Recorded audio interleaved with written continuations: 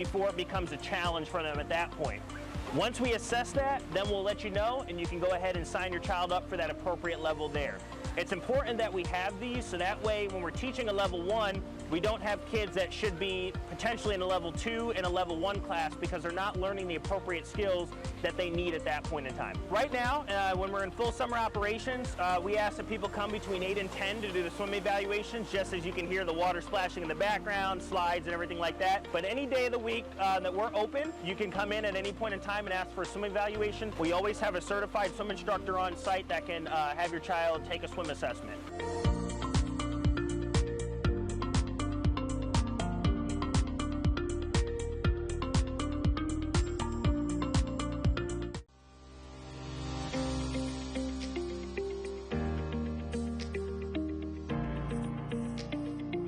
I'm Stacy Alosio. I am the Emergency Management Coordinator for the City of Northport, and I'm going to be talking about having an evacuation plan. It's important to have an evacuation plan ahead of time, and it's very important to write it down because that way you can have it somewhere present where everybody in your family can see it and keep it fresh in their minds. And you want to also share it with people in your family or your neighbors so that they know what your plans are ahead of time and how to get a hold of you or where to look for you after a disaster. For your evacuation plans, you should have multiple routes to get to the location you're planning to go to, just because traffic-wise, traffic on 75 might be gridlocked. There could be some very good back roads to get to where you're going that could get you there more quickly without being stuck in traffic. When you're making an evacuation plan, we usually tell you 4 different things. You should stay home if you are not in a zone that's being evacuated, and if your home is built to withstand the forecasted storm. If you can't stay home and you evacuate, your next option should be to go to a friend or family's home that is outside of the evacuation area and is structurally sound to withstand the storm. Third option would be go to a hotel.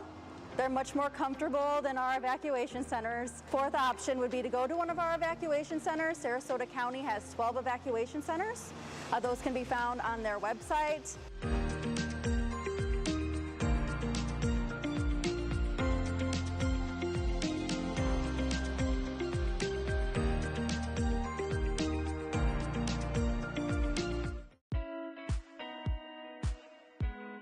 At the City of Northport, we are here to serve you, and there are many ways to connect with us.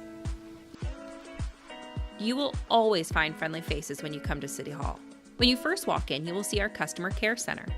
The Care Center helps customers who call into the city to get answers they need in a timely fashion. Our Care Center has helped more than 10,000 customers last month alone. Next to the call center, you will find the self-service kiosk for code enforcement and building divisions. Using the QR code or by visiting our website, you can schedule your appointments with ease. Have you checked out our website? From employment opportunities to building codes, you can find just about anything using the search bar. Finally, you can download the North Report app and submit non-emergency issues to City Hall in less than a minute. The app has helped correct more than 12,000 issues across the city. No matter the method you choose, the city is here for you. And together, we will build a stronger community.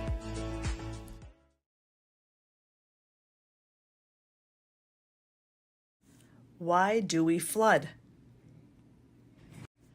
During significant rain events, Northport nearly always floods in certain areas of the city. This is thanks to the locally named Myakkahatchee Creek, also known as the Big Slough Watershed. The 195 square mile drainage area flows through DeSoto, Manatee, and Sarasota counties, then through our city to exit at Charlotte Harbor. As the city of Northport is located at the low end of the Big Slough watershed drainage system, the city's current flooding and water quality conditions are attributed not only to the city's growth, but also to upstream runoff in the DeSoto, Manatee, and Sarasota County portions of the Big Slough. During significant rain events, ponding can also occur. Ponding occurs in low-lying areas that are characterized by poorly drained or supersaturated soils. With back-to-back rainfall events, the ground is totally saturated, which increases the runoff during a storm.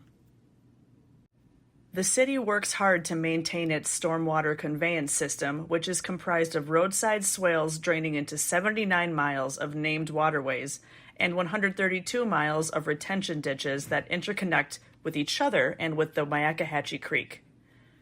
There are 64 water control structures, of which 23 are gated water control structures, 5 are gated drop structures, 28 are fixed weir structures, and 8 are drop structures. The control elevations of these structures are designed so that water is retained in the waterways in a step-down elevation system configuration. This means the water levels in the waterway segments between structures progressively decrease in elevation from north to south and from east to west.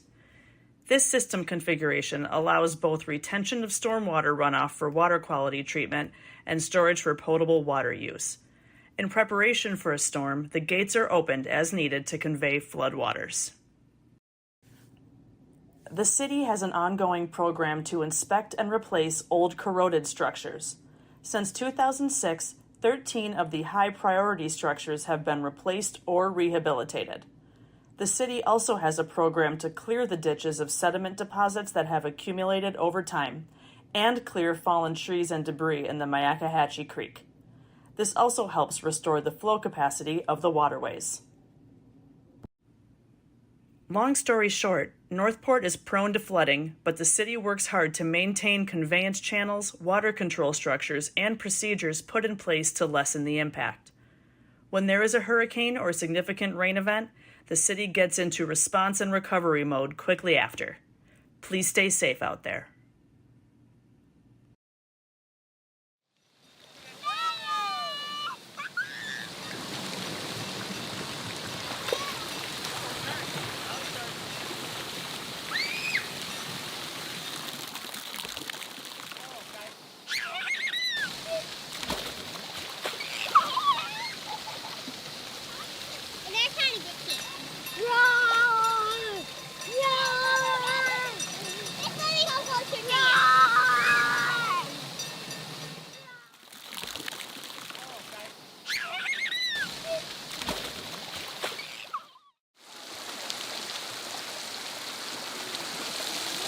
Oh, you're swimming in the pool?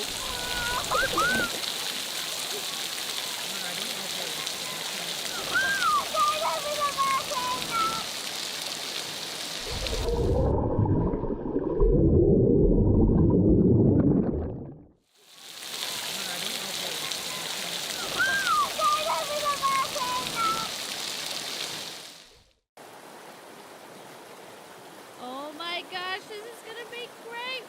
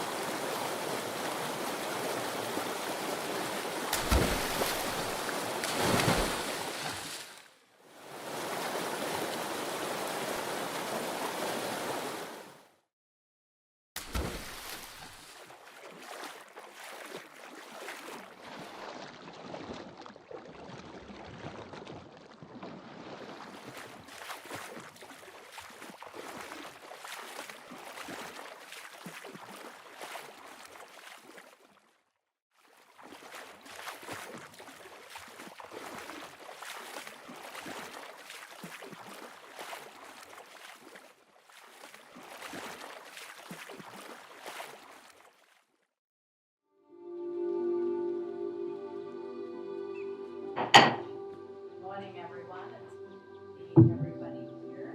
Today is Monday, November 6th, 2023. It is 9 a.m. We are in City Chambers, and I call the City Commission Workshop meeting to order. Commissioners present are Commissioner McDowell, Commissioner Stokes, myself, Mayor Langdon, Vice Mayor White, and Commissioner Emmerich. There is a quorum for this meeting. Also present are City Manager Fletcher, City Attorney Slayton, Assistant City Clerk Jimenez, Recording Secretary Powell, Captain Fussell representing police, and I think I see Chief Titus up there in the back. Miss Linda, would you lead us in the Pledge of Allegiance, please? To the flag of the United States of America and to the republic for which it stands, one nation, under God, indivisible, with liberty and justice for all. Assistant City Clerk, do we have any online public comment for this meeting? We do. Bruno Enoch. This rezone is insane. It would change the character of the city in a way that it is not in line with the previous vision of the city peoples bought into when they chose to buy in Northport. Please do not approve this rezone. That is all. Thank you. Do we have any in-house public comment? We do not. Then let's move on to general business. Item number 23-1531. City Manager, this is your item. Thank you, Madam Mayor. This item is the presentation of the City of Northport 2023 National Community Survey results. We do have our Communications Manager, Mr. Jason Bartolone, to introduce the item. Thank you, sir. Good morning, Commissioners. Jason Bartolone, Communications Manager. And we're here to discuss the 2023 National Community Survey results with you. As you know, the city participates in the survey annually. It's a way for us to gather input from our residents about life here in Northport and the quality of the services that we provide. The survey is conducted for us by Polco, which is one of the leading experts in citizen engagement online platforms and surveying for local governments. And joining us today from Polco is Brandon Barnett. He's going to be presenting remotely with us the results of the findings. Brandon will be able to answer any questions that you might have at the end of his presentation. And I also wanted to share that later today we'll be sharing the results with the public, and they can find them online on our website at northportfl.gov/survey. And with that, I will turn it over to Brandon.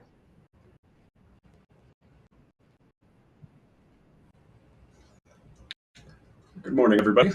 Good morning. Can you hear me all right? Yep.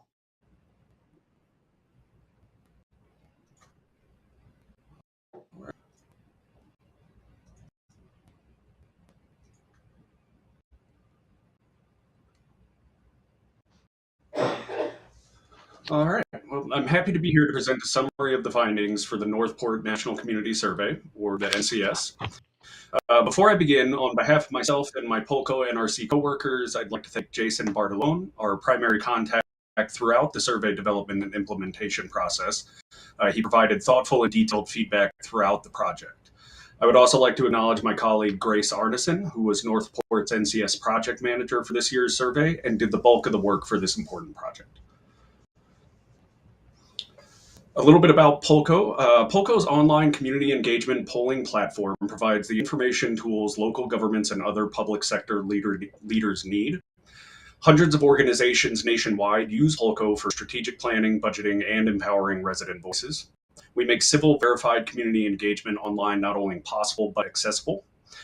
NRC and Polco merged in 2019 to more effectively serve local government and project resident voices. National Research Center at Polco gives local governments and other public sector organizations the data they need to make more informed decisions. Since 1994, we've worked with hundreds of jurisdictions nationwide. NRC is best known for our national benchmarking surveys, such as the National Community Survey, the National Employee Survey, and the Community Assessment Survey for older adults, among others. Our benchmark database is the largest of its kind in the United States. We are also partners with the International City County Managers Association, the National Leagues, engage local government leaders, the Alliance for Innovation, and we work closely with the American Association for Public Opinion Research. Before we dive into the results, I want to emphasize that there are a variety of ways these results can be used. Most commonly, the jurisdictions we work with use their survey data to monitor trends in resident opinion over time, measure government performance and ratings of public trust, and to inform budgeting processes and strategic plans. Our results also allow you to benchmark your community's specific characteristics and services against those same characteristics within other communities in our benchmark database. Our hope is that as these findings are presented, it will spur ideas for you in what could be done with these results or where you may want to dig deeper. The National Community Survey is a standardized 5-page comprehensive survey that allows municipalities to assess resident opinion about their community and local government. The NCS focuses on the livability of Northport by categorizing survey questions into 10 main facets of community livability as shown here. These facets have been identified through extensive survey research as those that are most impactful to residents' quality of life. The NCS includes items within each of these 10 facets to provide a full picture of how residents feel about their community. These facets also tend to align with municipal departments, making it easy for city staff to quickly find the information that is of most importance to them in the final report of results. All households within Northport were eligible to participate in the survey. A list of all households within the zip code serving Northport was purchased based on updated listings from the United States Postal Service. Using GIS boundary files provided by the city, addresses located outside of Northport's boundaries were removed from the list of potential households to survey. From the list within the boundaries, 3,000 addresses were randomly selected to receive the survey. The 3,000 randomly selected households received mailings beginning on July 10th, 2023, and then the survey remained open for 8 weeks. The first mailing was a postcard inviting the household to participate in the survey. The next mailing contained a cover letter with instructions, the 5-page survey questionnaire, and a postage-paid return envelope. Both the postcard and cover letter included a web link to give residents the opportunity to respond to the survey online. All selected households received a reminder postcard asking those who had not yet completed the survey to do so, and those who had already done so to not respond twice. A total of 100 completed surveys were received from these efforts, providing a response rate of 18% and a margin of error of plus or minus 4 percentage points. We then compared the demographic profile of the survey respondents to that of adults in Northport using the most recent census and American Community Survey data and weighted the survey results. Weighting is a survey research best practice and helps to improve the representativeness of your survey results. In addition to the randomly selected probability sample of households, a link to an online community-wide open participation survey was publicized by Northport. The open participation survey was open to all city residents and became available on August 23, 2023. The survey remained open for 2 weeks and 353 responses were received. This presentation and the report are based on the 500 responses from the random sample mail-based survey. The responses to the open participation survey are provided separately in the full report. One of the advantages to a local government of participating in our community surveys is the opportunity to compare ratings given by your residents to those from communities across the nation. NRC was the first organization to conceive of the idea to create benchmarks of public opinion. This allows jurisdictions to compare ratings of services to ratings of similar services from other communities. There are currently about 500 communities in our database. Northport received comparison to the entire benchmark database, which I will be referring to as the national benchmarks, but also opted to receive custom benchmark comparisons to a subset of communities with populations between 50 and 100,000. We'll now move into an overview of the survey results. In the survey, we have 2 questions that ask directly about those 10 facets of community livability. This first asks residents to rate the quality of each, and you can see in comparison to the national benchmark in the shading on the chart. The second question asks about the same facets of livability, but is centered on how important residents think it is for the community to focus on each facet in the coming 2 years. So we ask about both the quality and importance of each of these facets, and we use those answers to create the quality importance matrix, which we'll see on the next slide. We use this chart, which is also included in the report, to help determine which areas are of relatively higher importance and lower quality to residents. Those are located in the lower right quadrant as pictured, denoted by the star. This chart is one of many ways to interpret your data and can be used to identify key findings and help a community decide which areas may need additional focus or resource allocation in the coming years, and which others are performing well by comparison. Of the 122 items for which residents provided evaluative ratings, 105 received similar ratings and 17 received lower ratings. Ratings are considered similar if they are within 10 points of the national average, and higher or lower if they are more than 10 points different from the average. Northport also elected to compare their results to a custom subset of communities with populations between 50 and 100,000 from within the national database. Of the 122 items for which residents provided evaluative ratings, 95 received similar ratings and 27 received lower ratings. When compared to the results from Northport's NCS in 2021, 2023 results, 5 received ratings that were statistically significantly higher than the previous survey iteration, 71 received similar ratings, and 72 received lower ratings. It's important to note here that many of the items that we saw in a downward trend for Northport were in line with national trends, as evidenced by only 17 items being lower than the benchmark. Moving now into the highlights of our findings, I do want to point out a few items that stood out to us as survey researchers. There's a lot of additional data in the full report that we won't cover today, but today's presentation focuses on a few areas that we found to be most noteworthy within Northport's survey results. The first of our key findings was that residents tend to rate interactions with Northport employees favorably. The overall customer service provided by Northport employees was highly rated by about 8 in 10 participants, staying consistent with previous survey in 2021. Roughly 6 in 10 offered positive reviews to the city's public information services, while about half favorably rated the value of services for taxes paid to Northport. Around 7 in 10 residents felt that the services offered by the city of around 7 in 10 felt that the services offered by the city of Northport were positive. All of these ratings ranked on par with the national benchmarks. In a custom question developed by the city, residents who interacted with a Northport employee within the past year were asked to rate their impressions of the most recent contact. About 8 in 10 residents praised the employee's knowledge, responsiveness, and courtesy. Equally, roughly 80% gave excellent or good ratings for their overall impression of the employee, indicating a strong appreciation for local government staff. The second of our key findings was that Northport's economic health is important to residents. Residents indicated that Northport's economy should continue to be a top priority, with nearly 9 in 10 rating it as an essential or very important focus area for the next 2 years. Many economy-related ratings in Northport have experienced statistically significant fluctuations over the past several years, some of which may be partially attributed to the COVID-19 pandemic. About 6 in 10 respondents have positive marks to Northport's overall economic health, a 10% decline since 2021, but in line with pre-pandemic levels and national trends.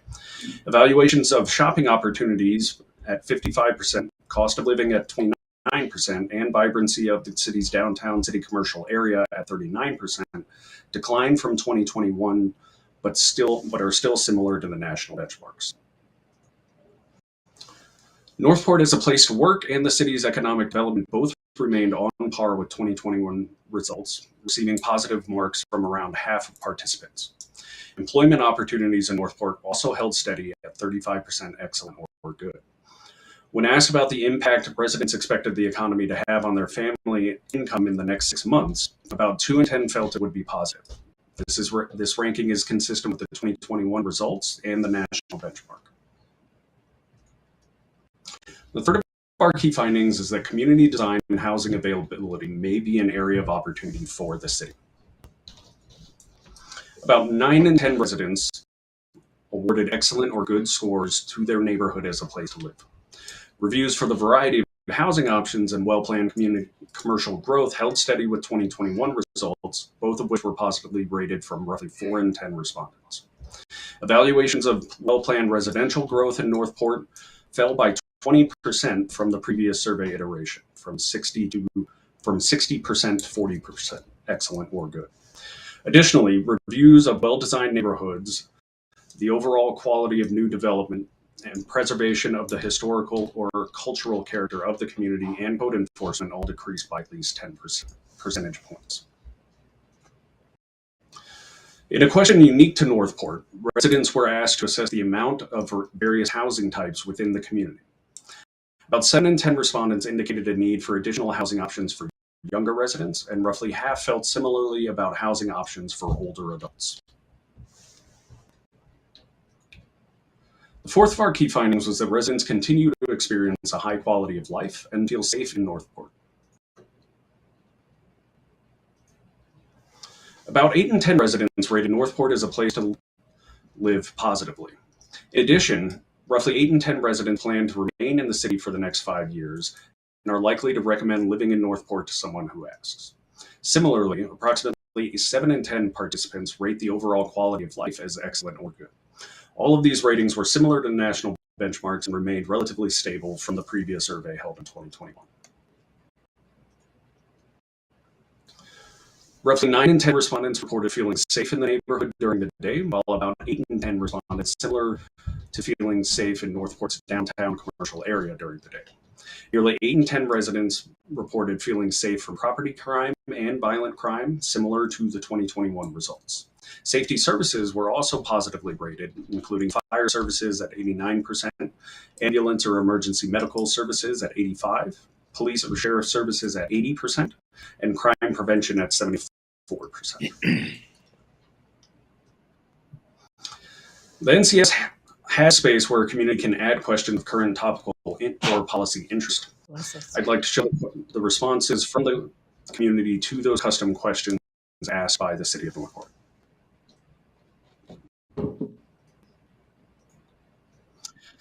In a question asked by the City of Northport, residents were asked to rate the following problems in Northport.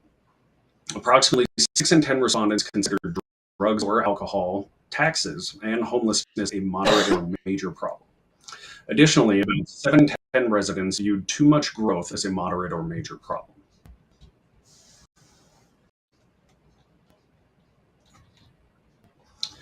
In the last custom question included in the survey, about 8 in 10 residents positively rated the city website and direct mailings as a very or somewhat likely used source of information by residents, while roughly 7 in 10 respondents gave similar rankings to email newsletters, local media outlets, and social media for their information source. So in conclusion, residents tend to rate interactions with Northport employees favorably. Northport's economic health is important to residents. Community design and housing availability may be an area of opportunity for the city. And residents continue to experience a high quality of life and feel safe in Northport. As we debrief the results, these are typical questions that we encourage everybody to ask is, what findings were expected? What findings were surprising? Are there any areas where you feel you need to dig deeper? And in which areas should you focus? The online version of the survey was hosted on Polko. After completing the community survey online, residents were asked if they would like to join the Polko panel. If you wish to dig deeper to find out more about the opinions and perceptions of residents, you can continue to engage with your community. You can share new questions through social media, email, in-person events, local media, and other channels as appropriate. You can engage with your online community panel to ask follow-up questions to your community survey. Questions can include images such as maps, pictures, and video, in addition to links to better inform respondents. You can ask about hot topics and new policy issues as they arise. Northport currently has 1,473 panel participants, and you can continue to ask questions and dialogue with these community members. I'd like to now open it up for questions. Do my fellow commissioners have any questions?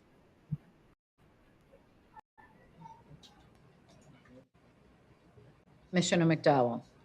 Yeah, it's towards the end of the presentation, I think about the third or fourth slide from the end. It says debriefing the survey results. I was kind of surprised those questions weren't answered. And I was wondering if that is part of the discussion today. That's the slide. Thank you.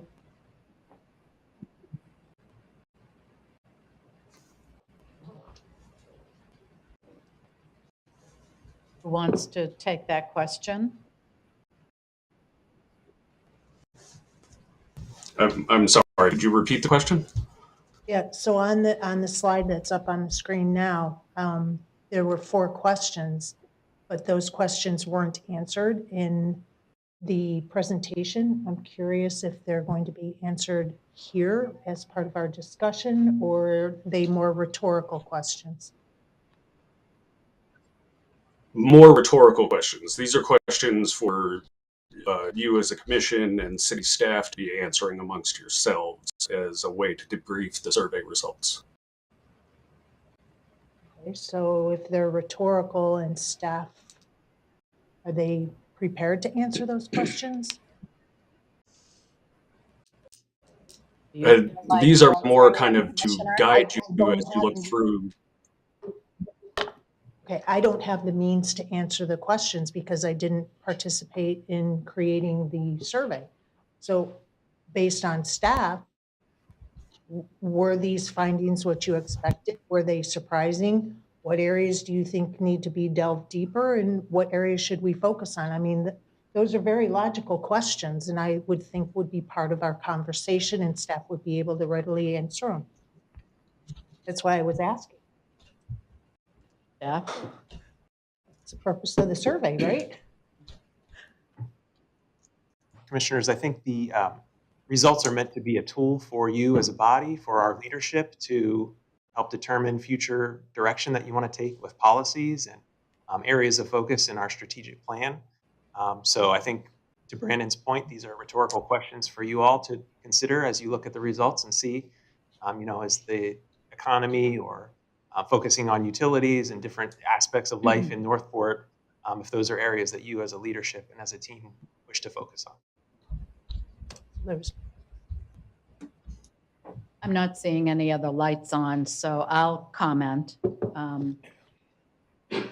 I expected solid waste and our police and fire to have high marks, so I anticipated that. I was disappointed by the overall drift downward of many of the metrics, particularly in a couple of areas where we have really made a lot of progress in the last couple of years, improving, at least from my point of view, improving our performance in certain areas. And those are particularly in the areas of communications. We've really beefed up our communications and opportunities for community involvement. I mean, I think we have a meeting with the community almost on a monthly basis around various topics, providing an opportunity for them to engage with staff, engage with commissioners. And so I was personally disappointed to not see those investments and improvements recognized. Communications are always a challenge. What I saw as positive is we have a major focus in areas that our residents identified as very important to them, and that is just the ones that popped out at me: economic development, housing options, the importance of protecting our natural environment in the city in the face of the phenomenal growth we've been experiencing, and that many of their concerns are being addressed in the ULDC rewrite. So in moving forward, for me, my two takeaways, I'd love to, back up. This survey was not intended to give us a lot of detail on how to go about these things or more specific drill downs. So I'd love to do that, either doing a focus group with some of the folks who responded or perhaps having these survey results as a topic for some of our community meetings might be a good path forward. Also, I think we should focus on those areas in the report. It's on page 98. How important, if at all, do you think it is for Northport community to focus on the following in the next 2 years? I think that gives us a pretty good roadmap of where we can focus. Commissioner Stokes.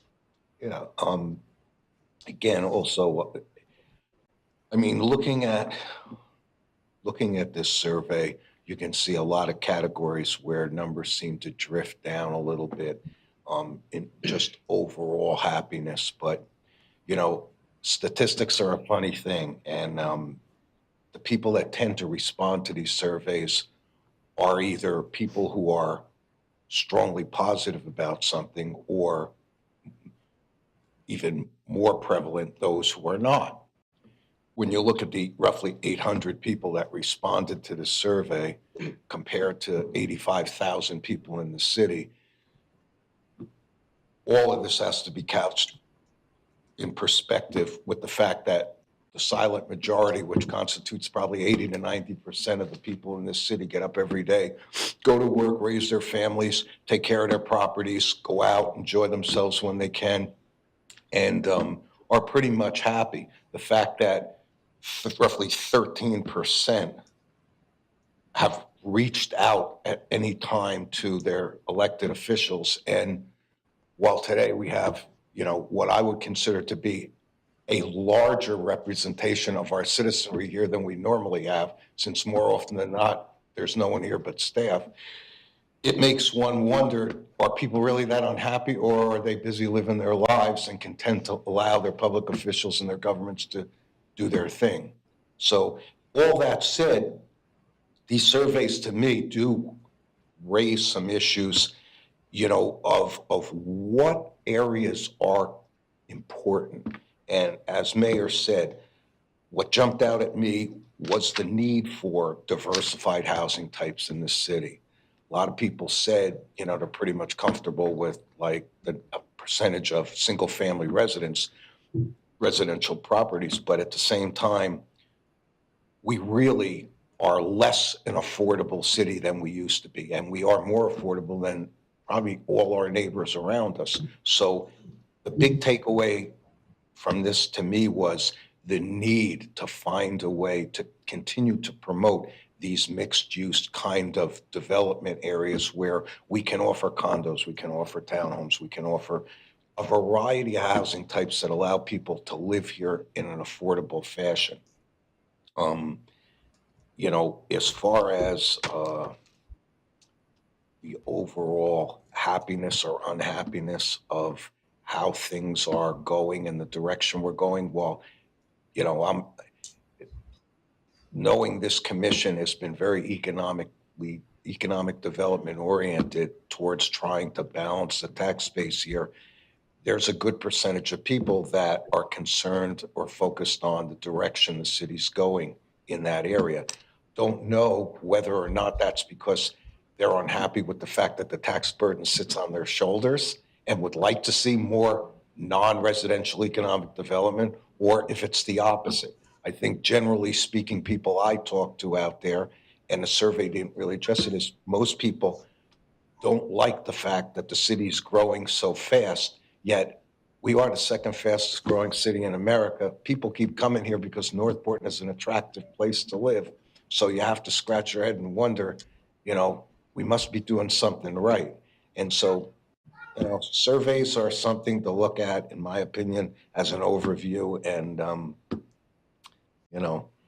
on the whole, I don't think we're all that terribly different from what the medium is across this nation. People always feel things can be better than they are, and yet they like where they live, they like their neighbors, they like their neighborhoods, and not that many come out and actively engage their governments or their elected officials to tell people how really unhappy they are. That typically is a small percentage of people who have specific issues. So that's my take on this. Okay, thank you, Commissioner. Vice Mayor White. Yes, thank you. Really appreciate the comments too, because I do see this as a tool, and I'm curious how we're going to use it, and it's great information as we go forward, almost like our pillars. I mean, it gives us a better sense of direction. In particular, I was very happy to read about the impression that our residents have towards our employees when they contact City Hall for anything. It's been stated many, many times that we're in the business of customer service. That's the main reason when people contact City Hall for something, they need something done. And I was really happy to see that. And just to keep in mind too, that their impression is usually skewed by the nature of the contact. If they're happy with what's going on, or they don't like the answer, they're not going to leave with a good impression. This is what I've found in general when I deal with people. If they just don't like the answer, they're just not happy. So just to keep that in mind. But overall, it was a great result. But there were three areas that stuck out to me when they were asked how they viewed the overall quality of certain areas and how that compared to what they considered to be important. Transportation, cultural and art opportunities, and how the connectivity with the community. Transportation, they view the quality as being 50%, but they considered it, 74% considered it to be important. To me, that's a pretty big spread. But it even got larger with the cultural and art opportunities. From that 41% considered the quality to be overall okay, but 80% consider that to be important. So again, that's a pretty big gap there in the connectivity with the community, from 43% that view that as the quality was okay, but 72% said that was important. So I know that I've been advocating for having cultural experiences and arts and things for people to do in Northport that are just fun, and connecting with communities. I know that we went through a couple of programs.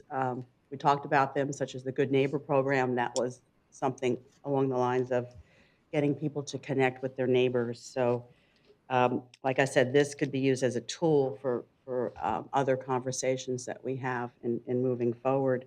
And I definitely will be focused on those three areas, because those have been my biggest pet peeves since I've lived here for I can say decades. Man, I hate saying that, but I mean, not because I live in Northport, but being in here for a long time, but it's great. And I just think it's ironic, those who, and I think Commissioner Stokes kind of alluded to this, that people are concerned about development and growth.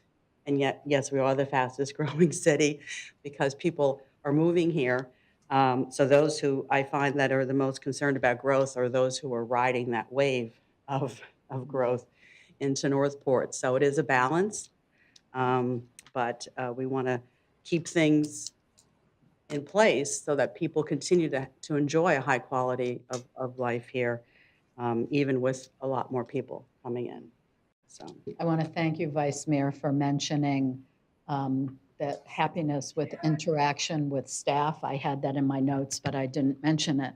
I was very pleased with that, and it validates, in my mind anyway, the investments we've made in the customer care center and some of the training programs we've implemented with staff in terms of customer service. So that's all good. Commissioner Emmerich? Yeah, I enjoyed the results of the survey. The downside of these surveys, in my opinion, is they're limited. I mean, I think they said they sent out 3,000 and, there was 800 respondents. To me, that's like less than 10% of our population. And as Commissioner Stokes had said, they're on either side of the coin. So what I would like to see is like the questions that were sent specifically to the Northport residents is possibly incorporating them into when we have our meet and mingles with Northport Forward, and maybe pick one or two of those questions while we have a gathering of our citizens there to go ahead and get their input while they are there. And then this way, because we do get good crowds there. Today we have, quite a few citizens sitting here. I know they're here for the ULDC mostly because of their concerns. And this is when we have the opportunity to get involved with our citizens, to hear what the input is, to have staff available, to be able to answer questions. And I think we might be able to do a little bit more fact finding in those scenarios rather than just sending them out to whoever and hopefully we get a response. So, and that's all surveys. It's not just this survey, it's the response on it. So that's all I had, Mayor. Get good qualitative feedback. I'm not seeing any other lights on. Staff, city manager, have you gotten what you wanted to get out of this conversation? I believe we have. Thank you, Madam Mayor. Okay. All righty, then let's move on. I get so distracted by the conversation, I lose my notes. Okay, moving on to item B, 23-1566. City Manager, again, this is your item. Thank you, Madam Mayor. This is a discussion and possible direction regarding ULDC rewrite specifically for activity centers and updated zoning map. We do have our Deputy Director of Development Services, Ms. Lori Barnes, here to introduce the item with a brief presentation. Thank you, sir. Thank you, Mr. Fletcher. Good morning, Lori Barnes, Assistant Director of Development Services. Before I get started with the presentation, I wanted to address two items of business. First, I wanted to introduce our new Planning and Zoning Manager, Hank Flores. He comes to us most recently from the city of South Miami and Islamorada, but he spent 25 years in Port St. Lucie. So he's very familiar with pre-platted communities. We are very pleased to have him with us. Thank Welcome you. aboard. I consider Port St. Lucie as one of the few success stories coming out of our common developer. So good to have you, sir. Okay, the other item of business is the agenda backup materials. When staff was preparing the data to present to the City Commission this morning, we went through 11 iterations of a spreadsheet to refine data to give you the best possible data for existing zoning designations versus projected zoning designations. We did find this weekend that we had an error in the data for existing acreages. I'm not sure if you can see my cursor. These figures are actually precisely the same as the proposed rezone figures. So this morning in the presentation, you're going to see some updated percentages that are reflective of the actual existing non-residential acreages in the activity centers.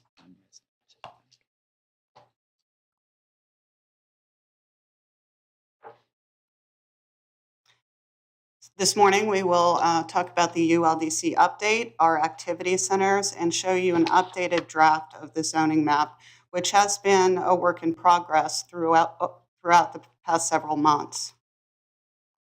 On October 10th, the City Commission requested a workshop on activity centers to discuss expanding the area of our activity centers and to increase area for non-residential development. The Commission has also requested measures in the ULDC to protect our non-residential acreages. And finally, the Commission had requested a review of the activity center allowable uses.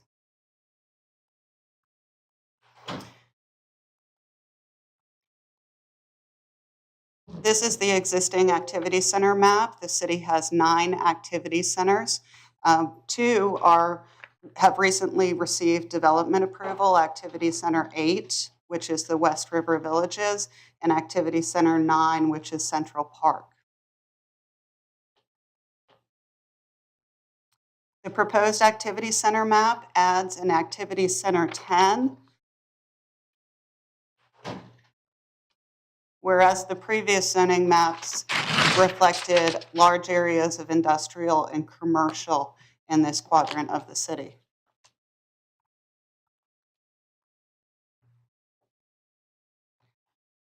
As mentioned, we have added Activity Center 10, and we've increased the size of several of the activity centers, allowing for an additional 4,753 acres of activity center, which reflects an 86.5% increase in the land area for our activity centers.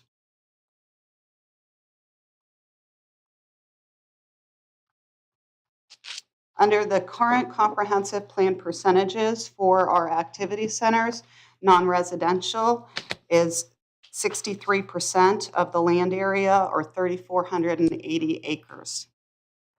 Large areas qualify under the category of other, whether that be conservation area, wetlands, golf courses, dedicated common area, open space, and residential developments.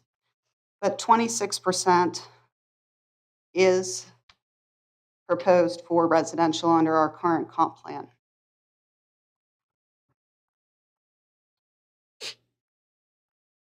In the agenda backup materials, you have an excerpt from the ULDC rewrite. That excerpt does provide for vertically integrated mixed use only. Past iterations of the ULDC rewrite proposed requiring vertical integration only in MX2. Responsive to City Commission's request to incorporate measures to protect our non-residential land, we've added the vertical integration requirement for MX1 as well as activity centers, less the areas with DRIs which we cannot mandate. The new code will provide for a maximum of 60% of the total floor area for residential use. Activity Center 10 will permit no single-family residential. And we did reduce the commercially zoned land and the industrial zoned land, providing for additional mixed-use areas where we have that control to require vertical integration. Whereas with commercially zoned and industrial zoned property, we will be required to allow standalone residential if we receive Live Local Act projects.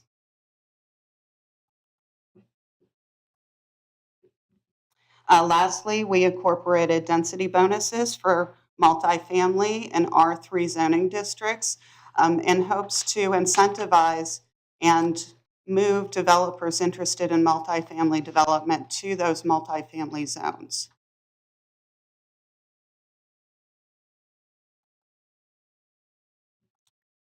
The percentage projections under the rezone for non-residential estimates 61% of the activity centers will be non-residential. Now, these projections are based on actual current build-out conditions, as well as the proposed regulations limiting residential to 65% in the activity centers.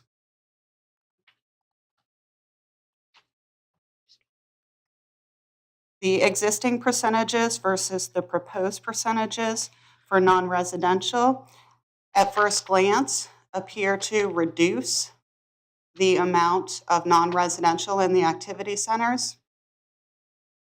However, the increase in acreage is substantial. So we need to look at apples to apples and not apples to oranges.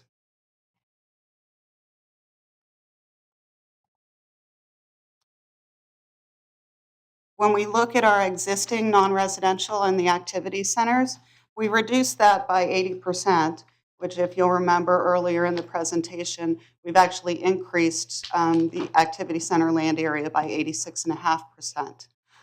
We now see a percentage difference of 48.52 versus 61.18.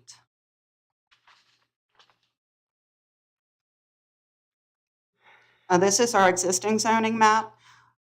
As opposed to the proposed zoning map, there are large areas of no zoning designation, which we are hoping to assign zoning designations pending a response to a legal request as far as assigning future land use designations and county charter requirements. Most notably is the Orange Hammock area, which should be zoned conservation.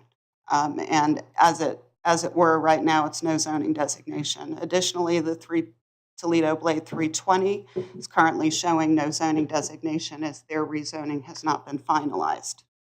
Other important items to note are the conversion of agriculturally zoned land to conservation, which more appropriately reflects the nature of this property, which is owned by the Southwest Florida Water Management District, and the elimination of the ROS, the rec open space, future land use and zoning designation, and properly coding those as conservation areas.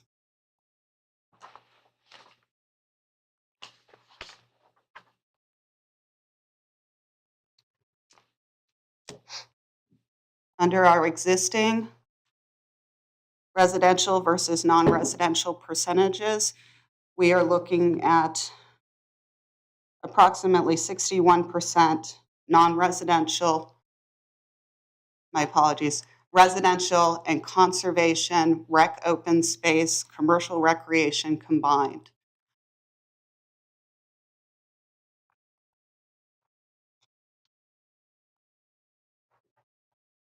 The summary shows that 12.64% of the city is non-residential overall, and that includes all of our commercial industrial zoning districts, as well as the non-residential areas in planned community development and village.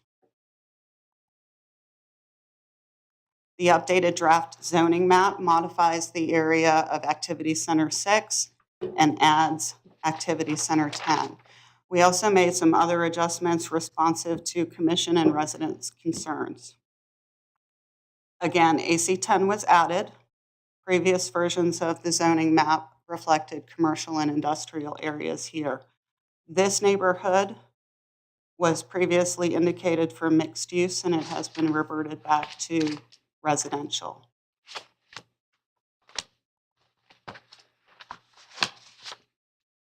Under the drafted rezone, where conservation is appropriately applied to areas that were previously no zoning designation or agricultural, we are over 60, my apologies, we are about 75% residential or other, leaving only 25% of the city for economic development opportunities. The projected zoning, non-residential uses, is at 17.18%. Staff was carefully projecting these percentages to ensure that we remained under the 20% as directed by the City Commission.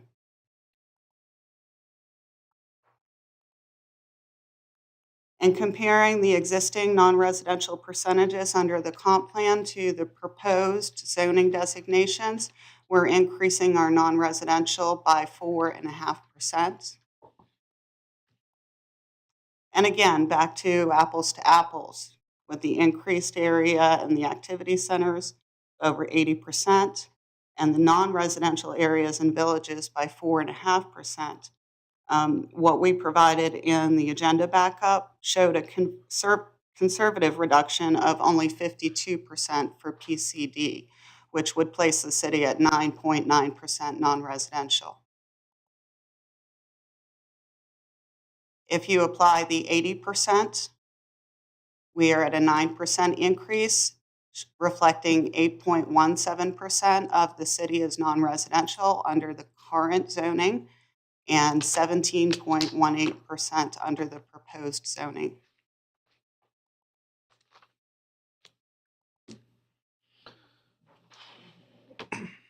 I'll be happy to answer any questions.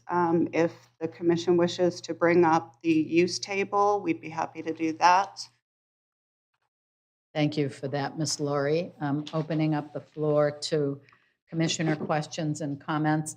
I'd like to suggest, I suspect there are a lot of questions and comments, so we can start with questions.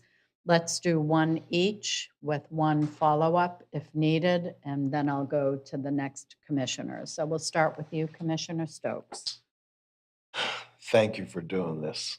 It's, I mean, it is a complicated process and it has huge implications. So I appreciate staff taking the time to put all this together because, you know, for us as well as the citizens, it is a serious, probably the most serious issue we face.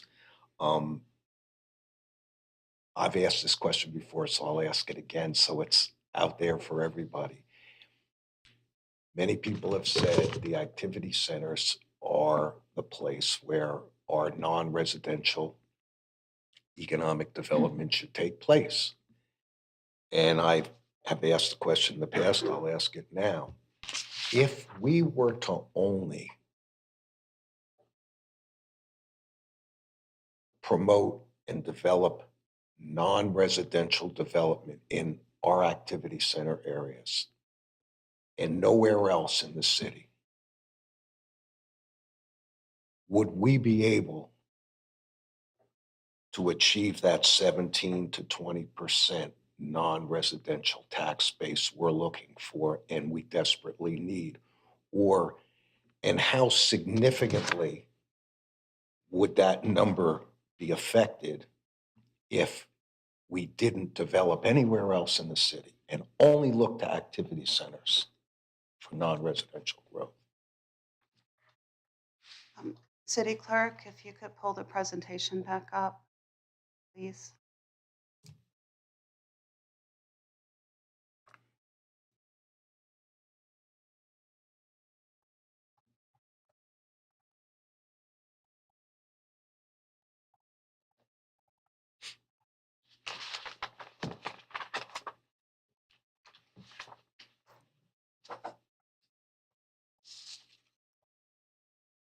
Commissioner Stokes, if we were to look only to the activity centers under the projected zoning with the addition of AC10 and the expanded activity center area, we'd be looking at 9.43% of non-residential development. Similarly,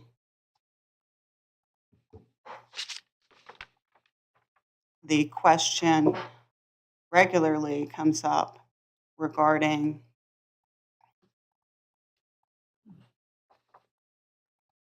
our activity centers and the amount of residential development.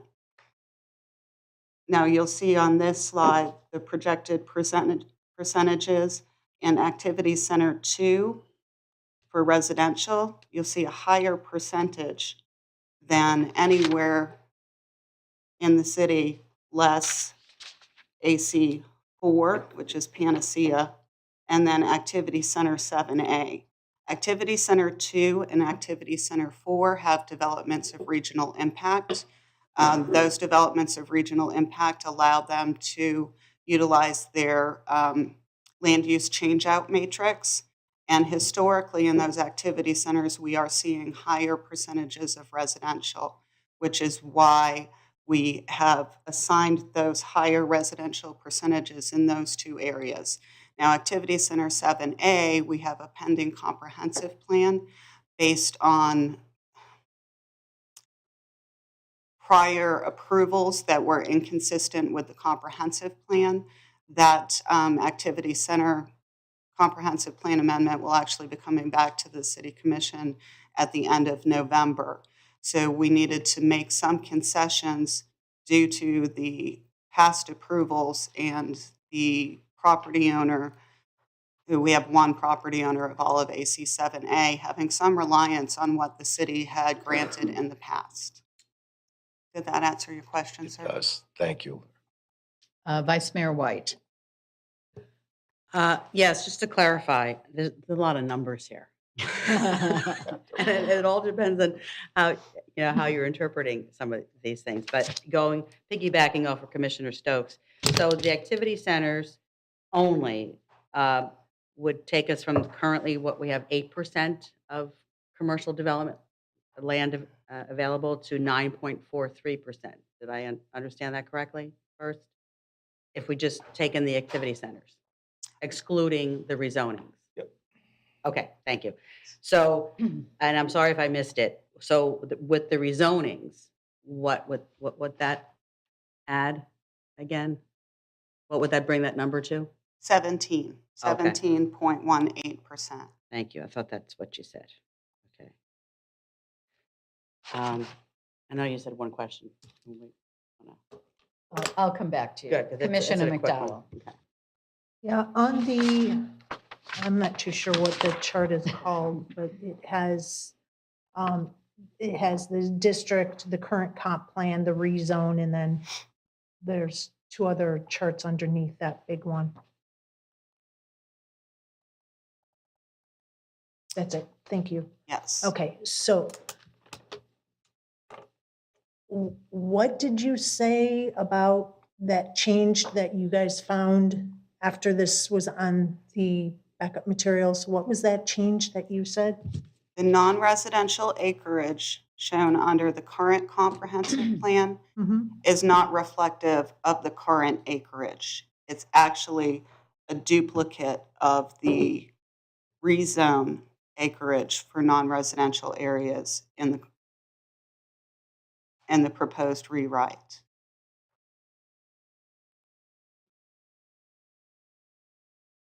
So the comp plan showing a total of, well, where'd it go? My apologies. 5,200. And then the rezone is showing 6,200. How is that the same?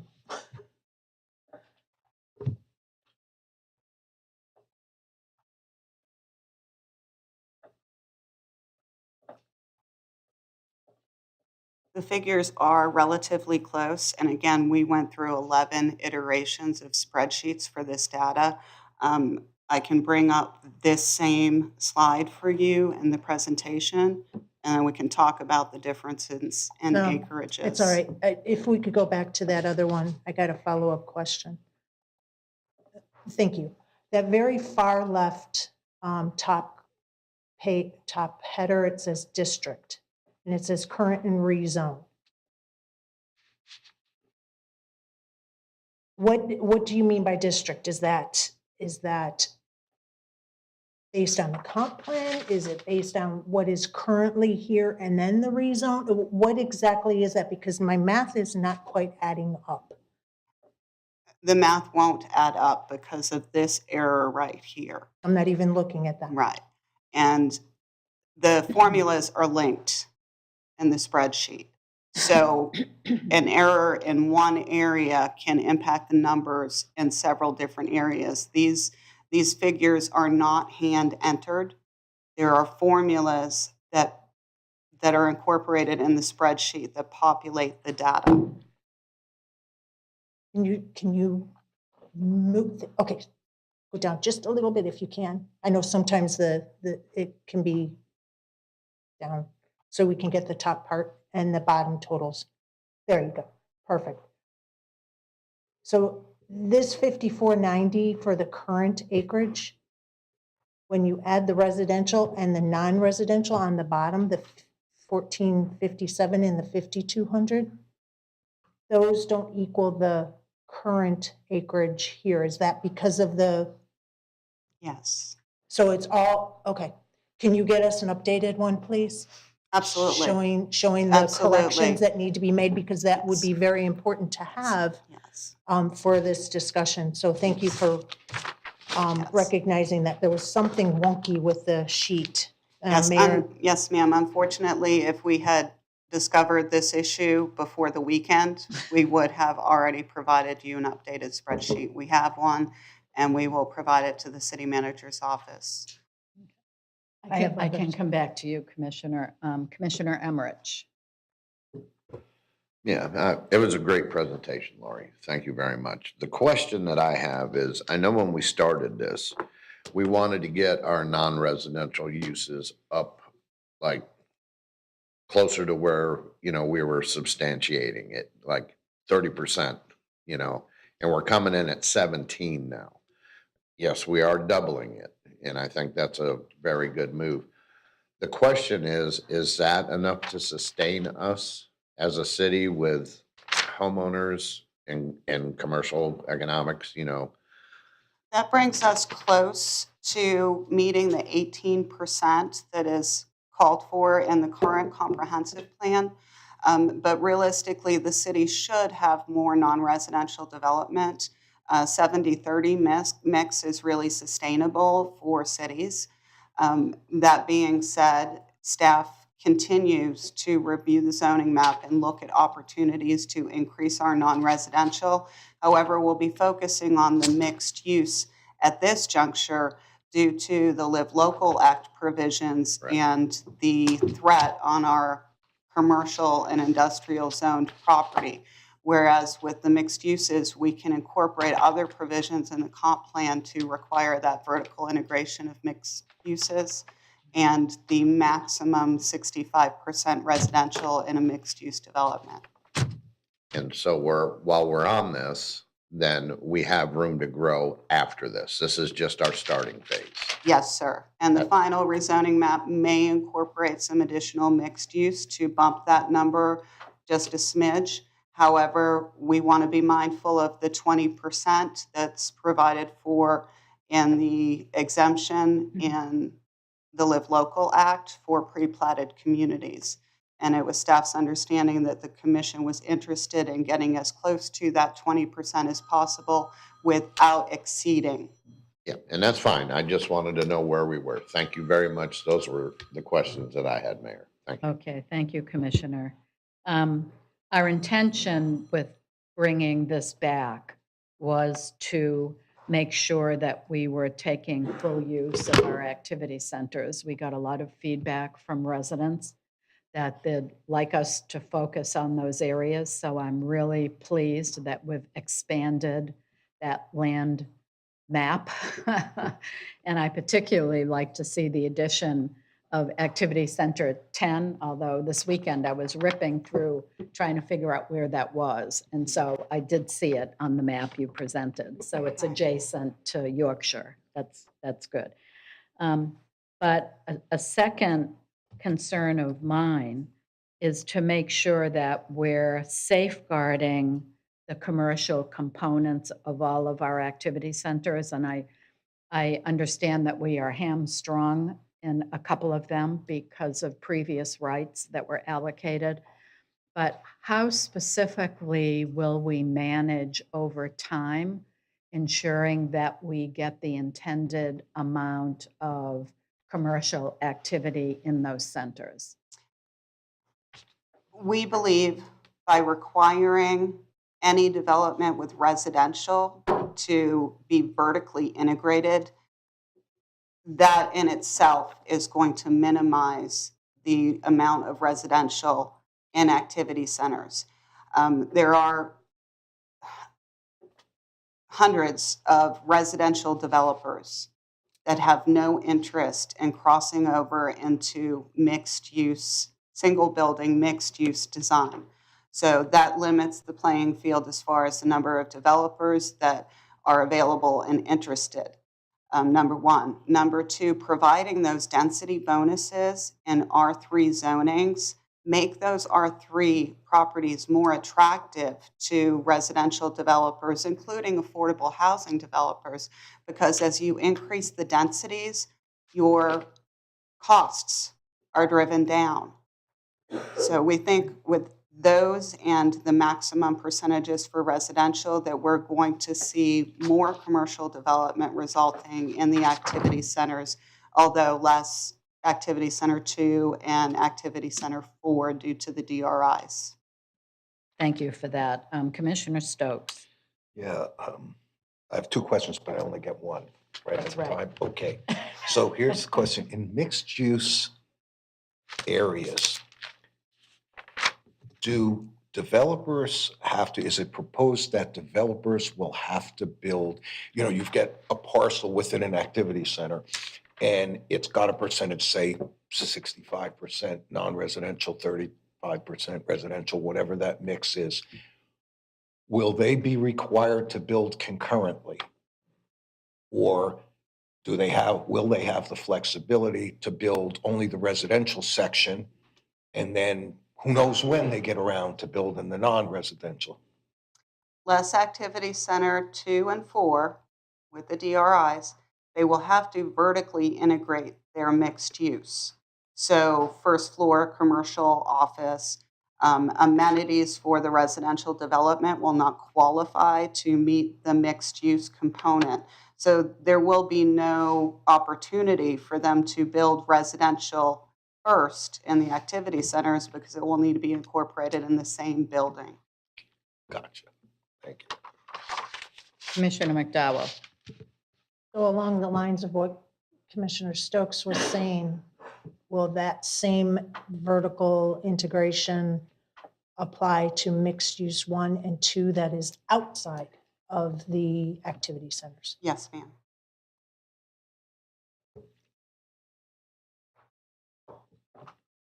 Vice Mayor White. Yes, my second question was about the new Activity Center 10, and those are, they're currently single-family lots, aren't they? The majority of that area is single family at this time, yes, ma'am. So and I'm sorry if you've already went through this, there's just a lot of information to absorb there. How would that, what would happen? Okay, so a portion of that area is currently zoned commercial, as well as multifamily and residential two-family, along with a little piece of neighborhood commercial. Now, this area of the city is sparsely developed due to the lack of utilities and electric service. So we looked at the areas that have no single-family or sparse single-family when we moved to change the zoning in that area. And if you'll remember, we had a specific concern about this area right here, because a number of single-family homes have been built in that area prior to the Activity Center 6 being incorporated into the comp plan, and because of the differential between the comprehensive plan designation and the zoning designation. So we've reverted that area back to single-family. Okay, so those that are still currently single-family homes, if this rezoning goes through, they will not be permitted? Correct. Okay. Existing homes are permitted to remain. Right. If they've been converted to an activity center future land use designation, they become pre-existing non-conforming, and they can remain in perpetuity if the property owner wishes to keep them. If not, they may at some point sell to a developer who's moving to assemble a large area of land for a new development that would be consistent with our activity center goals. Okay, thank you. You mentioned earlier, Lori, that given that we've not done mixed-use development in the city up until this point, that we don't have relationships with mixed-use developers, and that's sort of a specialty area. What will we need to do to attract those people to the city? Well, I can tell you we've already attracted at least one, and they are currently working on a project that is not mixed use, but they're looking at another property in Activity Center 5, I believe, where they want to construct a true mixed use vertically integrated development. So we're excited that we've heard from them. Once the Unified Land Development Code is adopted and we have these vertical integration requirements, we can work with economic development to identify mixed-use developers and work to attract them to land opportunities in our city. Exactly what I was hoping to hear. Thank you. Commissioner Stokes. Yeah, this is more of a high level response I'm hoping for. What changes in the ULDC will help manage or control the mixed use and high density developments in the current residentially zoned neighborhoods?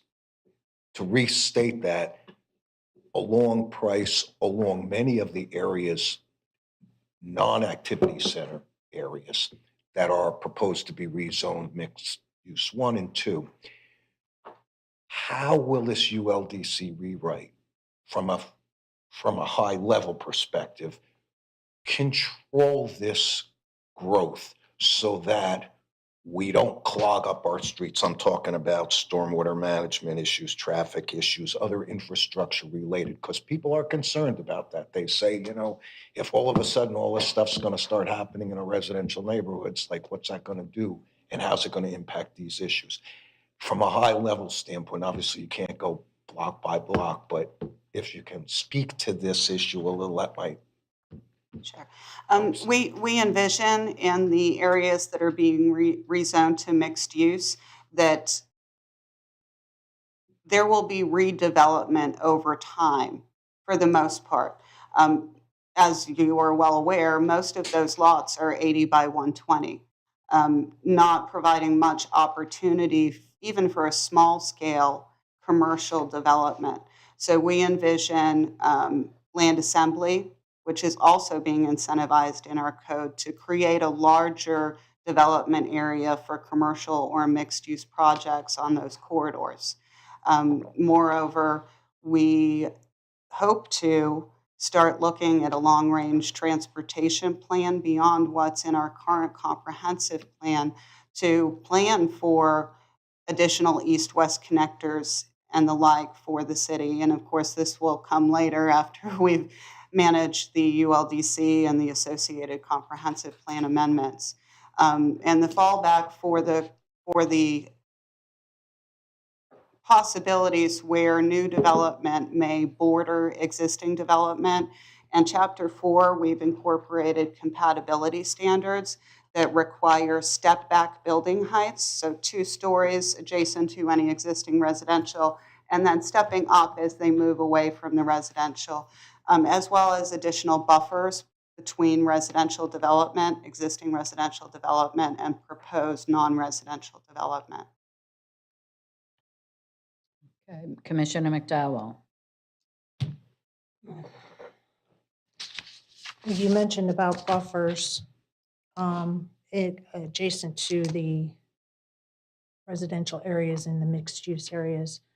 But in the code, it's saying that there's a buffer bonus, which is subtracted from the width of the required bonus. I'm sorry, required buffer area. How does that look? I mean, if the development that's coming in and they are being able to take advantage of an incentive, and the code requires this much buffer, whatever X is, but the incentive reduces that buffer, how is that protecting the adjacent properties? Is there a way maybe we can say unless it's next to incompatible land uses? So that way then that buffer does not get reduced? Certainly.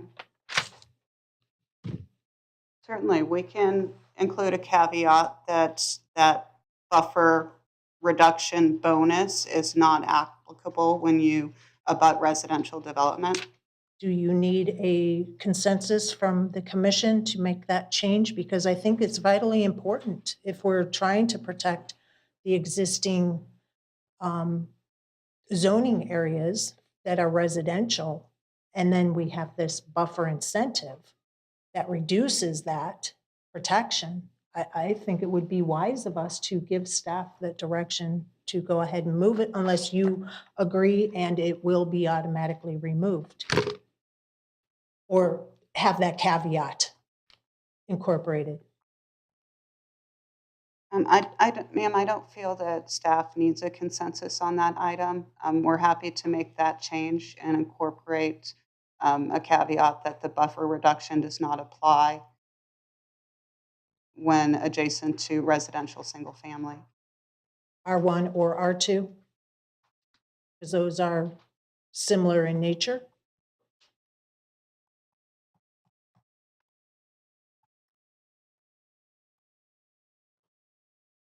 We can look at that, ma'am. Thank you.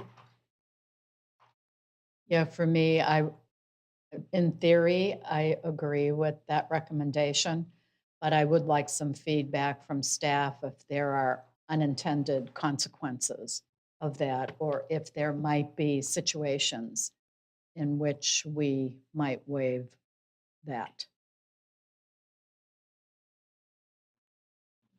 Do you have another question, Commissioner? Well, it's along the same lines as a follow-up. Yep, you're up. So not just in the standard zoning map, but there are activity centers which also abut or are adjacent to R1 and R2 zoning.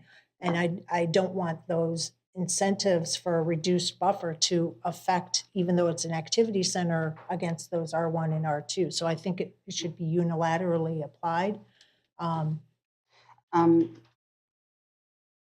So to address that, the most recent version of Chapter 4 does include new transitional design regulations that requires any adjacency to residential to move up to the next level buffer. So I think if we footnote the bonus incentive table to the transitional design requirements in Chapter 4, that will take care of all of the concerns as far as the buffers, whether it be mixed use, commercial, or activity center zoning designations. I'm going to keep this close on my radar because I am all about protecting the residential areas against the incompatibility of these developments. So. Commissioners, oh, I'm sorry. Are you done, Commissioner? Commissioner Stokes. Yeah, I don't remember which chart it was that showed the percentages of residential 1 and 2 and 3.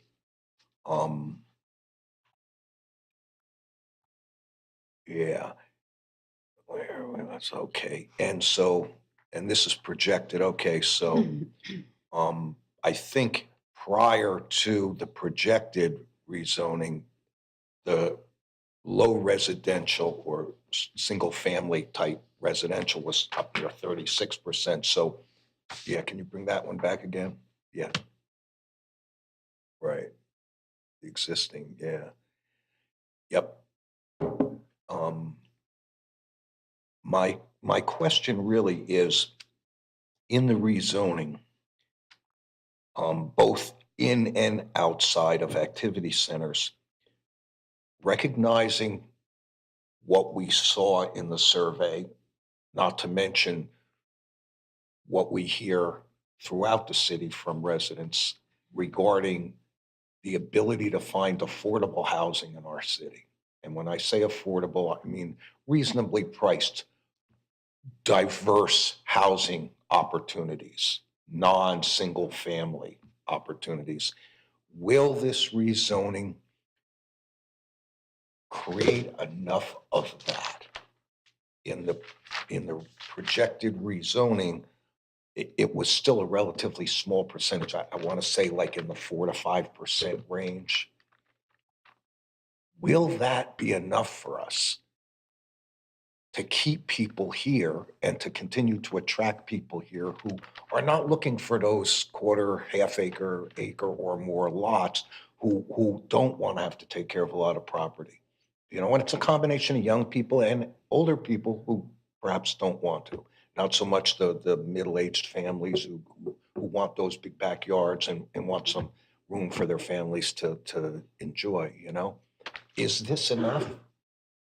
We believe that the additional acreage in the activity centers, the vertically integrated mixed uses, the addition of the mixed use and R2 and R3 areas where there are existing platted lots, but assembly will be incentivized, that we're going to see multiple product types being incorporated into the city, including cluster homes, tiny homes, townhomes, row houses, and traditional multifamily.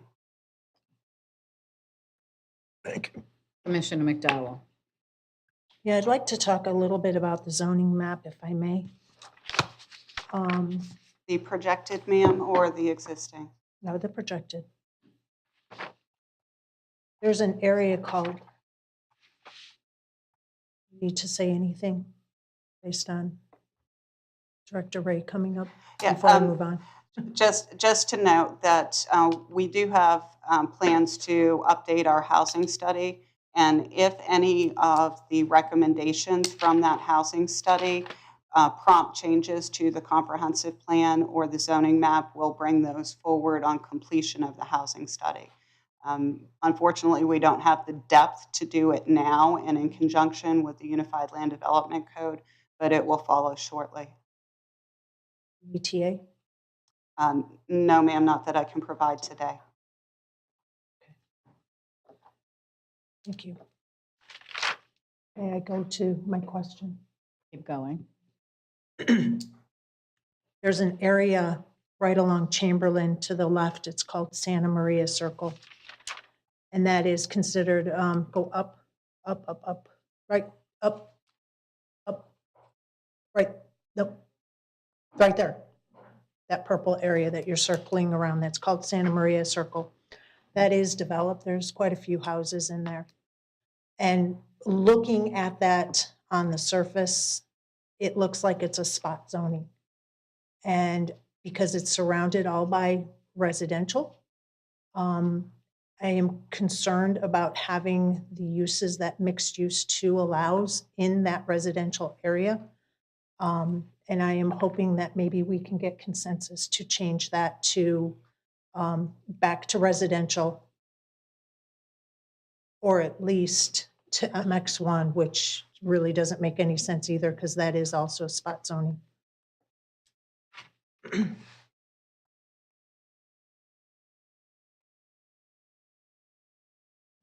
Follow-up question, what is the definition of spot zone? Spot zoning? I'm not asking you. I apologize. I thought you were. I'm asking Lori.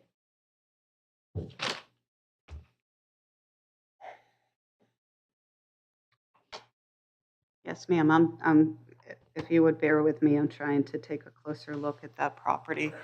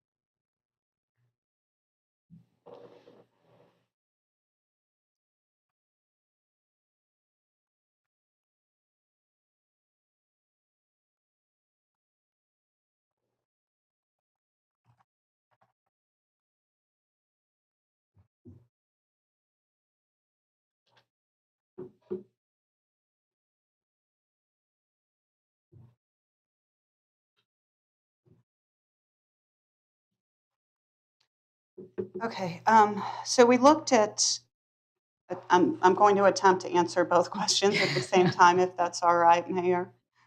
We looked at the Santa Maria Circle area, and while there are some homes developed, there's one particular piece of property that includes a large land area and a single-family home. Now, in this area, we believe it provides opportunity for more convenient non-residential services to the neighborhood, and that applying a mixed-use zoning designation in this area would provide for future redevelopment and future non-residential. That being said, spot zoning is when you have a relatively small parcel or an area that's rezoned to a classification that's out of harmony with the comprehensive plan.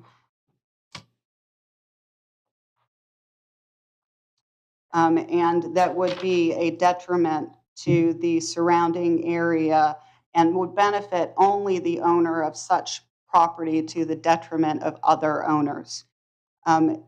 Spot zoning terminology is generally utilized when a property owner is requesting a rezoning versus a city proposing a citywide rezone to provide for additional non-residential designations. That being said, I think staff would be amenable to looking at this area closer and perhaps contemplate a mixed-use 1 designation or whatever other direction the commission wishes to provide to us. Thank you for that. If I may continue, Mayor. How many more questions do you have, Commissioner? Quite a few, Mayor. But But I'm let's- on this subject with Santa Maria. Yeah, let's just sort of keep it concise. Okay, well, can we go back to Santa Maria based on what staff just said? Sure, you Thank have you. the floor. Thank you. So after speaking with the property owner of that large parcel, that property owner reached out to me and said she absolutely does not want that to be rezoned to mixed use 2. She likes the area to be residential, as do all the residents in that area that have reached out to me. So maybe I could see about getting a consensus, because staff sounded like she was looking for some direction from the board to have staff revisit the mixed use 2 designation of Santa Maria Circle for consideration of R1 or mixed use 1. Commissioner Stokes? Not sure what we're asking here, either or just to have staff think about it and come back and report. Revisit it. All right, then I'm okay with that. Yeah, I'm okay with that. Vice Yes. Mayor? Commissioner Emmerich? Yeah, I'm okay with that, for them to revisit it as long as they're bringing it back to Right. us. You? Do you want me to proceed? Do we want to take a 5-minute or 10-minute break since it's about 10:30? Okay, let's take a 10-minute break. I don't have a clock, so let's say 20 of 11, we'll come back.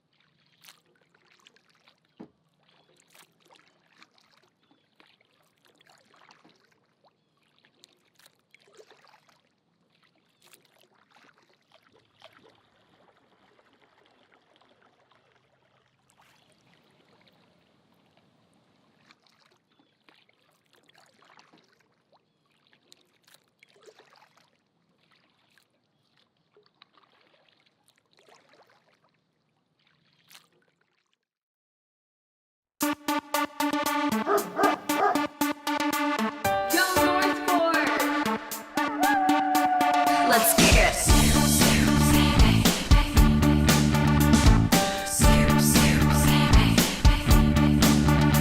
Alright, stop, collaborate and listen. Parks is back with an old invention. Whenever your pet goes number 2, it's your job to scoop the poo. Will it ever stop? Yo, I don't think so. Poop shouldn't be left to decompose. To the extreme, bag it up like a champ. Throw it away, use your part, get amped. Damn! Rush your baggie to the trash. Keep the water clean, do your part in a flash. Deadly. When bacteria grows steadily, anything less than scooping is a felony. Love it or leave it, you better gangway. You better hit the bullseye, the dogs don't play. This can be a problem, but yo, we'll solve it. Check out the hook while my DJ revolves it. Don't forget to scoop.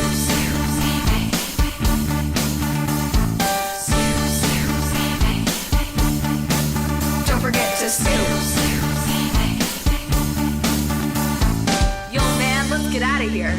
Word to your pupper. Don't forget to scoop.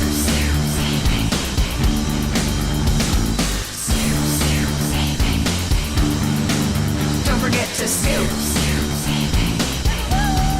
Don't forget to scoop.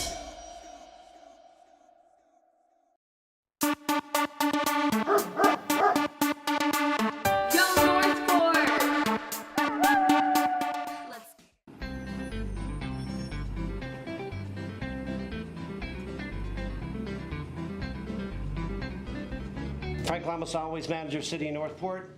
Here today with Mario Vendetti, planner scheduler for the City of Northport, Solid Waste Division. We're going to talk about bulk pickups today, how to schedule bulk pickups, what should go out and what should not go out to the curb, where to place the items, and then what happens if you have more than what's allotted for you for the year for a bulk pickup. So Mario, I know we call 941-240-8050, talk to our customer service reps. That's correct. About how to schedule a bulk pickup. How else can we do that? You can also go on our website, northportfl.gov, click on solid waste, and fill out a bulk request form. Excellent, excellent. So Mario, what about if a person wants to place it out, what should they place out? What's the right thing, what's the wrong thing? Basically, Frank, anything that doesn't fit in the container, that's garbage, is going to go curbside. We're going to stay off driveways. What's not accepted is tires, chemicals, stuff like that. You can put yard waste out, that's considered bulk, but just make sure it's separate from the garbage pile. Yard waste is a separate pickup. So what happens if I use all my bulk pickups already? Good question. So you can have more, but you just have to pay. It's going to be $16.50 a cubic yard, and that's length times width times height divided by 27 is 1 cubic yard. Any questions? Of course, let us know. Give us a call, 941-240-8050.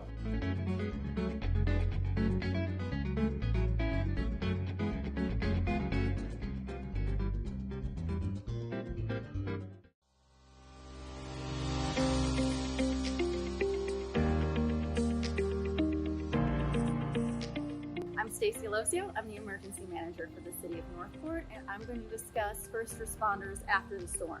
So it may take a while for first responders to get to after the storm, and that's due to a variety of reasons. One being, we pull first responders off the roads when tropical storm force winds are sustained for their safety. That is a standard usually across the state and other states that have hurricanes as well. So we will have a backlog of calls that have come in during the storm that we will prioritize based on urgency, and they'll be responding to those, as well as the calls that are currently coming in if they're urgent as well. Also, the roads might be flooded, there might be debris in the roads. Our tactical first-in teams will be going out right away to clear the roads of any hazards so that our vehicles can get through and respond as quickly as possible. Just keep that in mind when you call after a disaster for assistance. We are coming. You are very important to us. We care about our residents and their safety, but it may just take a while for us to get to you depending on the conditions of the roads.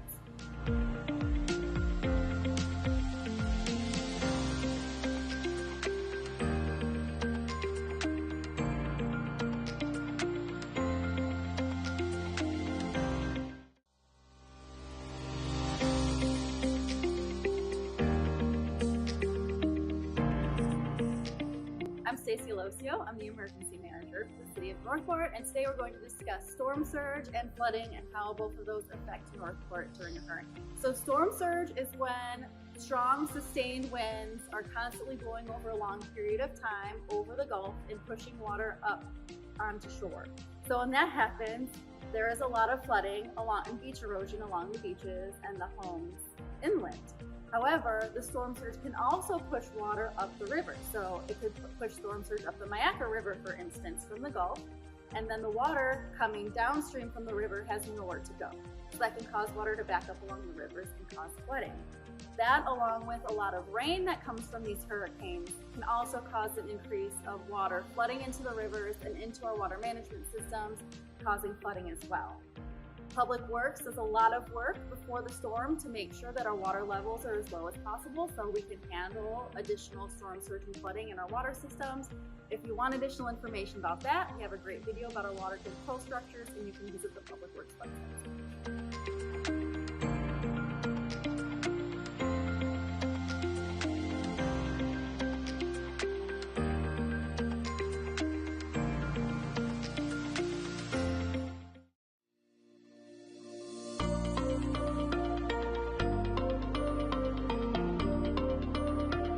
Hello everyone, my name is Devon Poulis. I'm the aquatics manager within our Parks and Recreation department.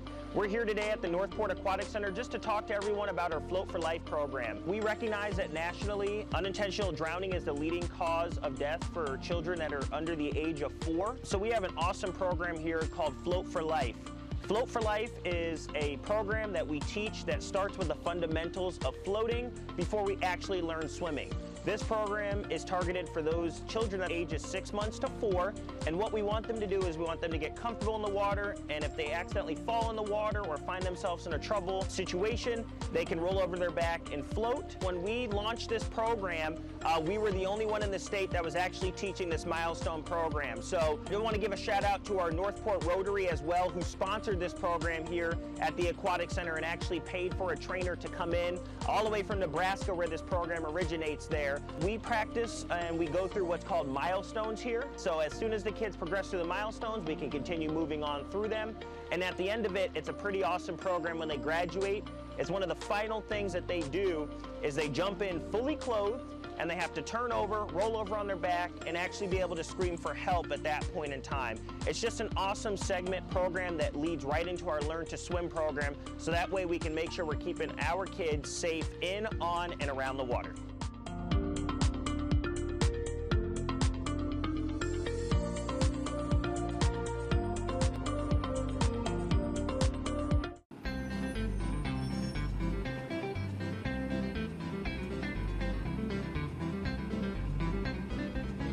Frank Lama, Solid Waste Manager. I am here today with Mario Venditti. Mario, tell people here how long you've been doing this job. I've been here 5 years. 5 years, excellent, excellent. Yep. So, Mario, tell people what it entails, what you do. I'm a planner scheduler for solid waste at the city, and I go around and I greet the new residents and I educate them on the recycle. Excellent, sounds interesting, very good. Yep. So, Mario, what do you find inside the recycling bins that shouldn't be there? So let's try to tell the people how to recycle right. Well, the most common thing I find, Frank, is plastic bags. Okay. So the plastic bags are not recyclable. I find them just tossed in the container, or they bag the recycle with them. Right. And they shouldn't. This is inside the blue lid container. That's right, inside the blue lid containers. Correct. And they should be either taken back to the grocery store or tossed in the trash. Very good. Do you see a lot of recycling inside the containers? I do, bags? yes. I come across a lot of that. Okay, we don't want to do that, so. Okay, so if you have any questions, you can always look at our website, www.northportflorida.gov/solid waste.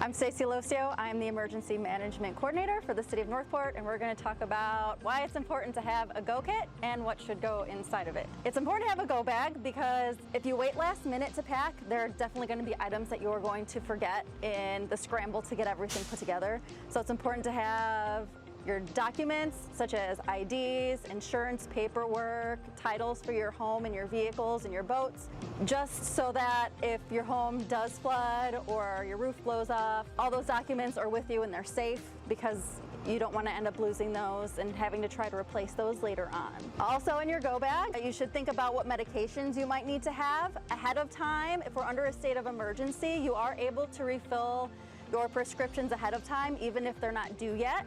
So it's important to do that. Also in your go bags, you should have non-perishable food, flashlight, batteries, a radio that is battery powered and extra batteries. Should all power go out, we will be able to broadcast on 97.5 FM, any emergency information. So be sure to have your battery powered radio ready and tuned in to 97.5.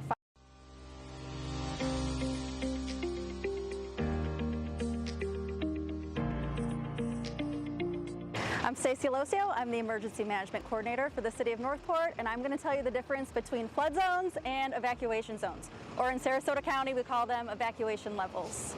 So flood zones were generated by FEMA, and they're used to determine the likelihood that you will flood, and they're used to determine if you need flood insurance if you have a mortgage on your home. Now, the evacuation zones are based on storm surge data that comes from the National Hurricane Center, and they use topography as well as hurricane vulnerability for storm surge for the area. And we use those to determine who needs to evacuate during a storm. So it's important to understand that there is a difference. If you're interested in finding out what evacuation zone you are in, which we highly recommend you do, you can use your search engine of choice and type in Sarasota County Know Your Level. And that'll take you to the Sarasota County. It is 12:40 and we are resuming the City Commission workshop. Commissioner McDowell, we're going to go to Commissioner Stokes and then back at you. So Commissioner Stokes. Here comes Ms. Law. One of the things that, there we go. One of the things that our citizens are always concerned about, have been concerned about and ask about is, as the city develops and as we have more and more building of any type, whether it be residential or non-residential development, there's always the question, as we build more impervious property or develop more impervious structure, how does that affect this city, and how do we deal with the fact that people's perceptions are that this will contribute to more and more flooding, more and more challenges when it comes to stormwater management? If you could shed a little light, I mean, I kind of know because I've asked, but if you can talk to this issue a little, because I think it's important people understand the unintended or the intended value of sometimes development in this area. Well, first of all, the current Unified Land Development Code does not include maximum impervious surface area percentages. It includes lot coverage. So lot coverage maximums only incorporate buildings, not taking into consideration parking lots and other improved surfaces wherein you have a structure that might not be fully enclosed. We have incorporated into Chapter 3 maximum impervious surface area ratios for all new development in the city. And then resolving the concerns is always a challenge, and education is the most that we can do, is educate our citizens that there are state regulations in place with Southwest Florida Water Management District and in our own Unified Land Development Code that mandate that new development cannot have more runoff post-development than it had pre-development. And those plans are reviewed by our stormwater engineer through the site development review process. So basically, to restate what you're saying is that when a development takes place, those developers are required by law to see to it that there's no increase in stormwater issue or runoff than there would have been prior to, i.e., why you see so many retaining ponds built and all kinds of integrated stormwater management programs put in place. Welland Park's a good example. Community I came from, 64 retaining ponds that are built, interconnected to help drain water out into the Myakka. So, I mean. Right. Another addition to the new code is a difference in design storm calculations and requirements to be met. And as much as stormwater plans are concerned right now, the Unified Land Development Code requires engineers to design to a 25-year storm.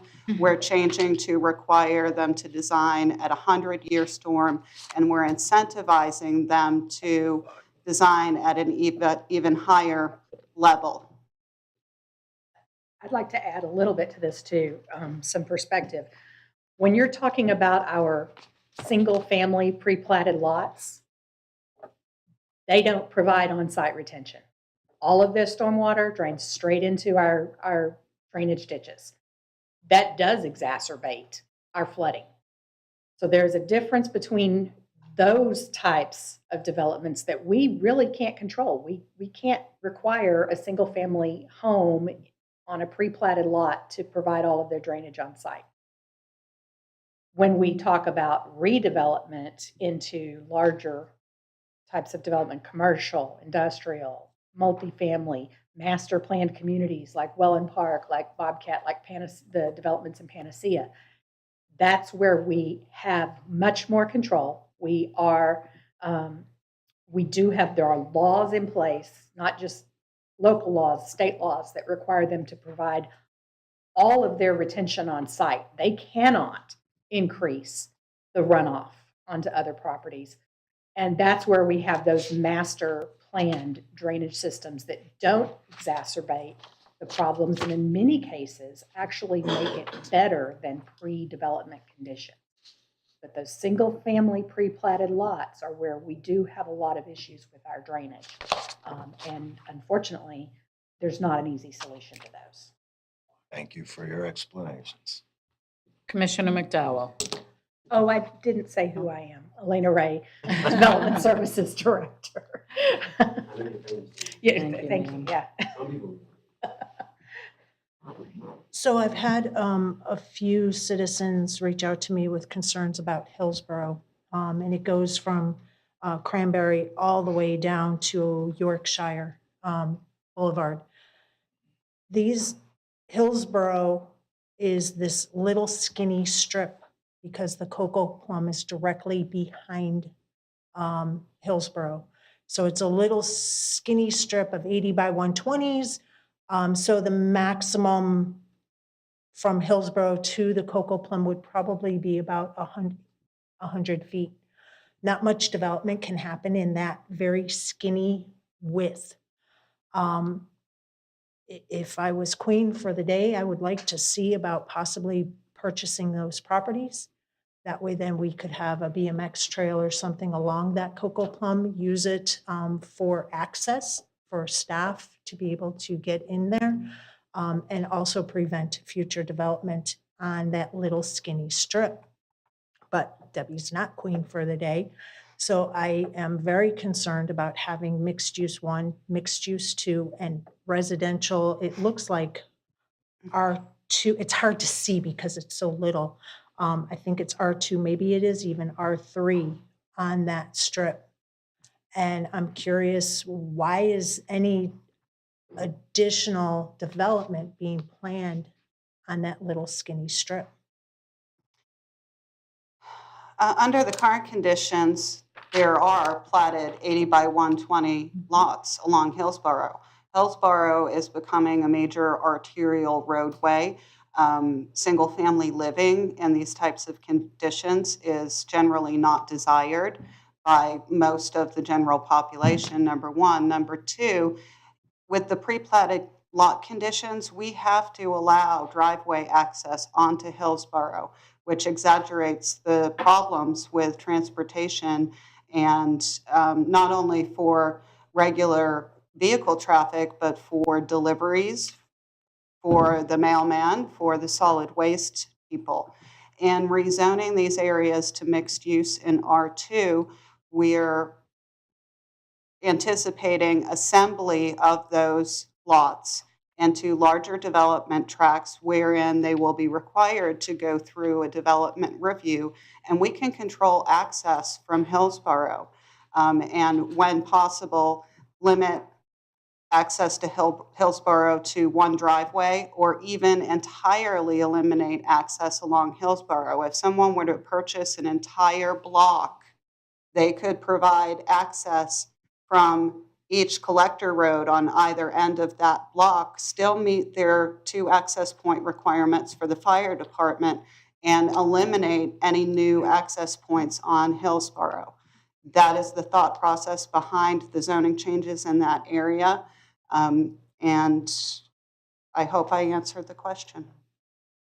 You did, but that's a lot of land assembly and then a lot of traffic that will go on this very skinny area onto those collector roads. And I see what happens like at Hobby Lobby, you know, that entrance point there, it's a cluster to say the least. And to have the vision of a developer is going to buy up all that land along that Cocoa Plum and Hillsborough, and then have the access points at the collector roads, I'm not seeing how that's very safe.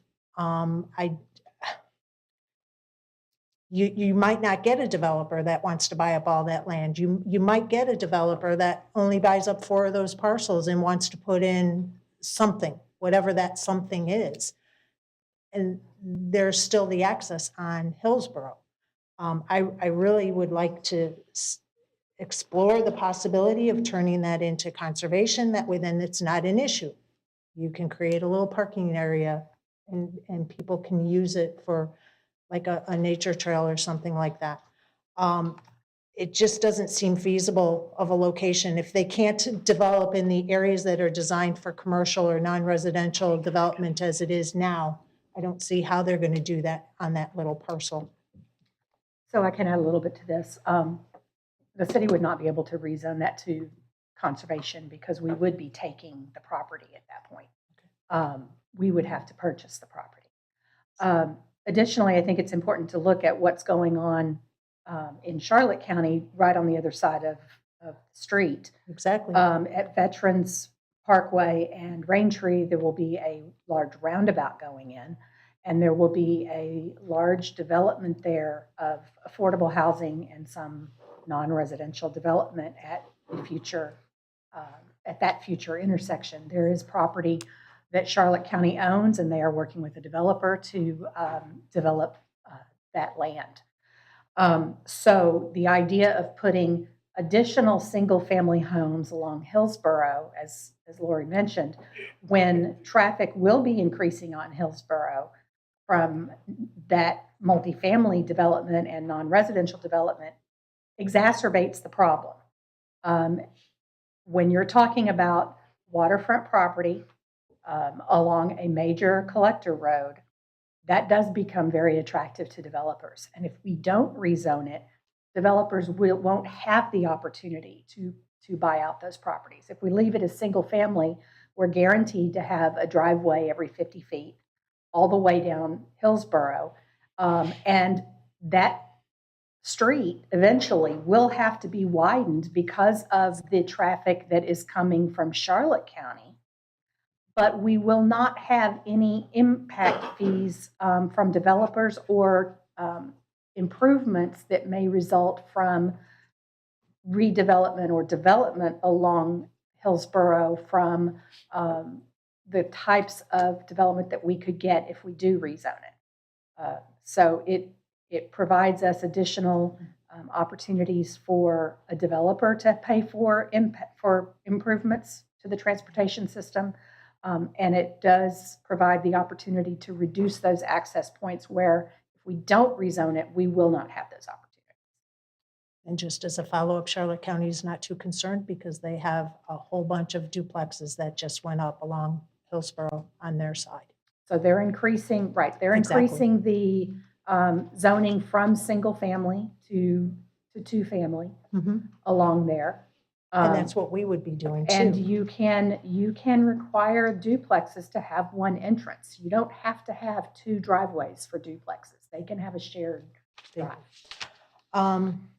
There's an area on Cranberry, if you could go back to the proposed zoning map.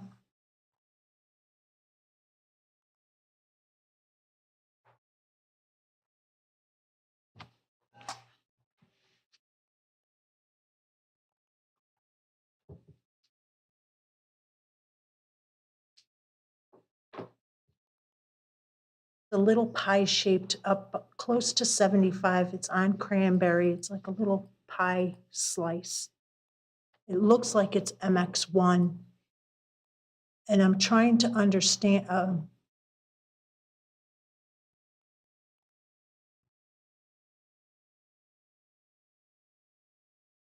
It's on Cranberry, up by 75. Nope, over to your left.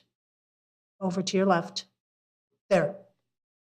I'm trying to understand, why would you put mixed use 1 right there? It's pretty far from Chamberlain. It's pretty far from that corridor where STC is. It's pretty far from North Cranberry where it's going to be R2 and then the mixed use 1. I just, that again looks out of character. It looks like it's more spot zoning. It just is like thrown out there, and I'm curious, why are you considering that particular area to be mixed use 1?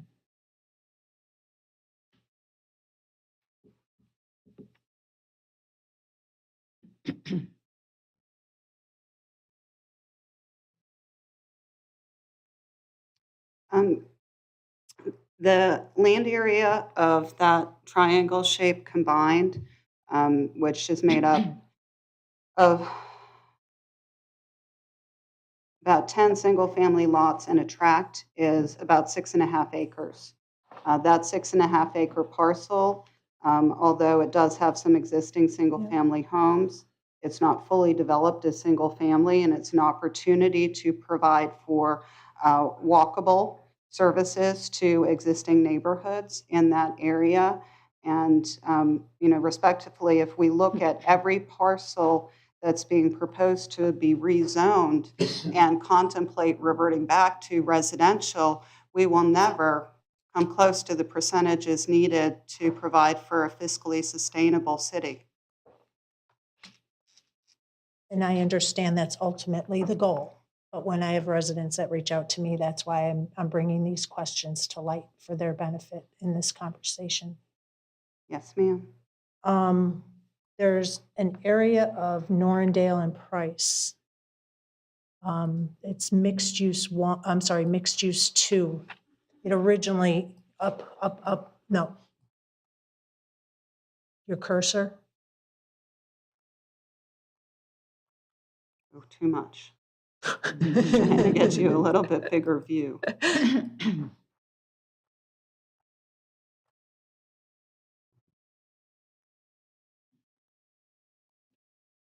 So right there, right where your cursor is, that mixed use 2 area. Again, residents have reached out to me because they're concerned about the mixed use 2.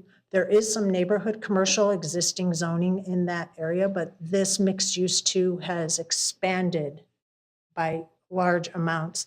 And a lot of this area is very much developed. And I am curious, again, why mixed use 2 there? To the north of it is the R2, which is mostly single family. That was originally proposed months ago to be mixed use 2, and staff agreed that there's a lot of development in there that's single family. So they changed it to R2. But I'm not understanding why mixed use 2 is where the Norrendale and Price area is. Staff is contemplating mixed use 2 here. Much of this area consists of large vacant tracts and some single-family lots with scattered development. This is an area where we've received interest from an affordable housing developer to build affordable housing. And under the neighborhood commercial designation, we would have to permit that by right under the Live Local Act without requiring a mix of uses. So the mixed use designation here limits the development to vertically integrated mixed use and provides for some protection of the city's commercially zoned property. You brought up something about the Live Local Act. At the last conversation, you had mentioned that because we have mixed use that allows residential, that the Live Local wouldn't apply. You were going to get me where that was in the Live Local Act. I went back and looked for it, and I still couldn't find it. So if you could please get that to me, I would be very, and maybe to my fellow commissioners so that we share the same information. I would be very grateful. Yes, ma'am, we will do that. And as an aside, the Live Local Act for the pre-platted communities does require a mixed use development, but it does not mandate a minimum percentage of non-residential development. We're still awaiting a legal review of city staff's position in regards to whether we are able to mandate a minimum commercial component under the Live Local Act for commercial properties. But with the rewrite, if we're mandating a maximum residential, then we'll have some more control as well. Okay. Bobcat Trail is being changed to Village. And I think I have said this before, that's pretty much all developed. There's some areas that is commercial. On the western side of Toledo Blade, pretty much the eastern side of Toledo Blade is all Bobcat Village. It's all there. And I think they're complete with their development. Yes, they have a golf course in there.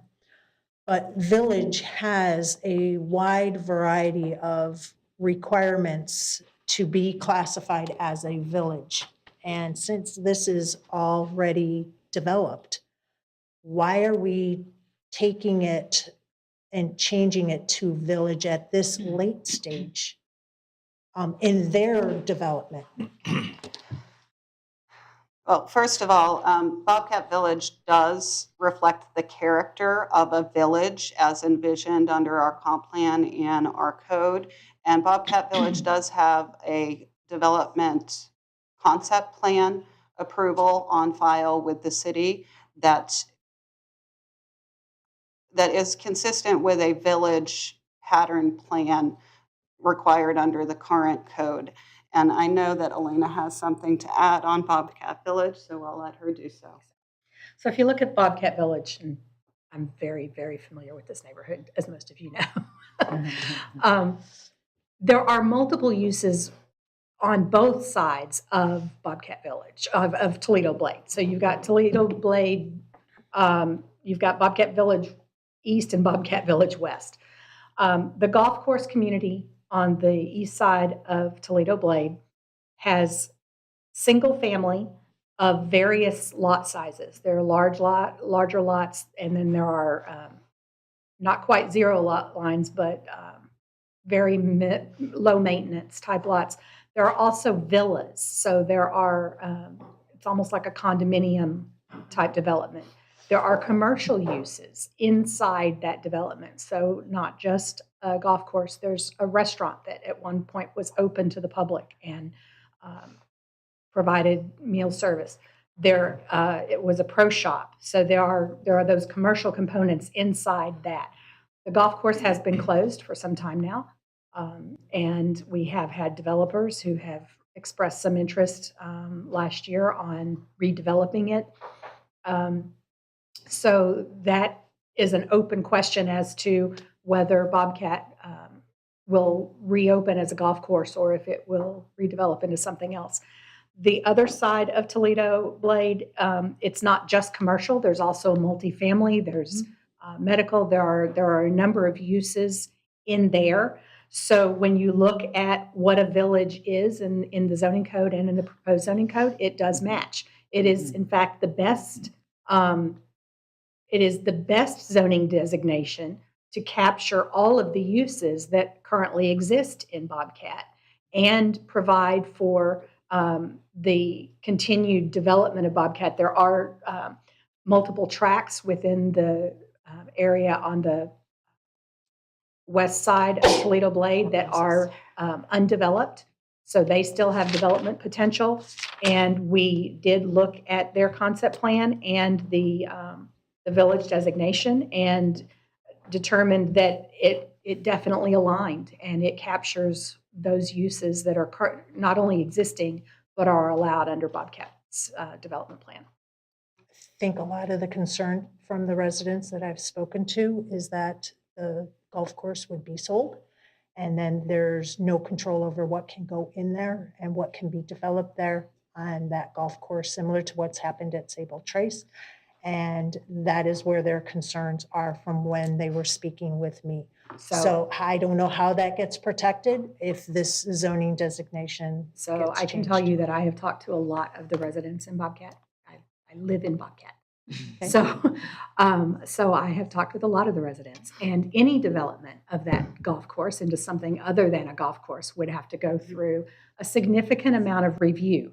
Number one, the concept development plan for Bobcat would have to be amended because that golf course not only is designated as a golf course and only as a golf course in their concept development plan, but a large portion of the golf course is also designated as required open space for the entire development.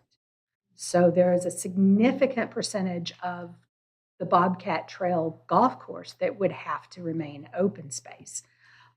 So that is one significant consideration. The other is that trying to redevelop that golf course into something else is very difficult. It's completely different from Sable Trace, which was essentially a large, wide open space with the residential on the perimeter, and it had direct access to a major public street. Bobcat Golf Course does not. The Bobcat Golf Course is laid out in such a way that if you wanted to design a golf course that you would be almost impossible to redevelop as something else, you'd end up with Bobcat because the fairways are very long, very winding, and very narrow. And there is, they are surrounded by CDD property, which the CDD would have to provide agreements for access and for any stormwater, because those stormwater ponds were designed for the golf course and the existing development. They were not designed for additional development. So trying to redevelop that not only is going to be extremely costly, but the approvals that they will have to go through are going to be extensive. Thank you for that clarification, and hopefully the residents that reached out to me about Bobcat will hear what you were explaining. Can you bring the cursor down to the words of what the activity centers are and then the zoning districts? Okay, keep going. Stop. If you look at where it says AG and it says agricultural estates, this commission, based on input from the residents out in the agricultural area, made a consensus that this zoning district would be only called agriculture. We made that consensus on May 1st. When we had our meeting in June, I didn't have enough time to bring this to everybody's attention that it says agricultural estates, which is against what commission had reached with consensus based on the input from the residents. It's still showing agricultural estates, not just on the zoning map, but in the documents that were presented as backup material. And I would like to understand why it's not just agricultural and how that continuously it remains as agricultural estates. Yes, ma'am. We can certainly look into the consensus vote and the exact wording. However, it is reflected as agricultural estates because that's consistent with what's in the comprehensive plan. And now I am hearing that the map has not been updated, but the draft chapter 3 has been, and that it will be showing as agricultural in the final.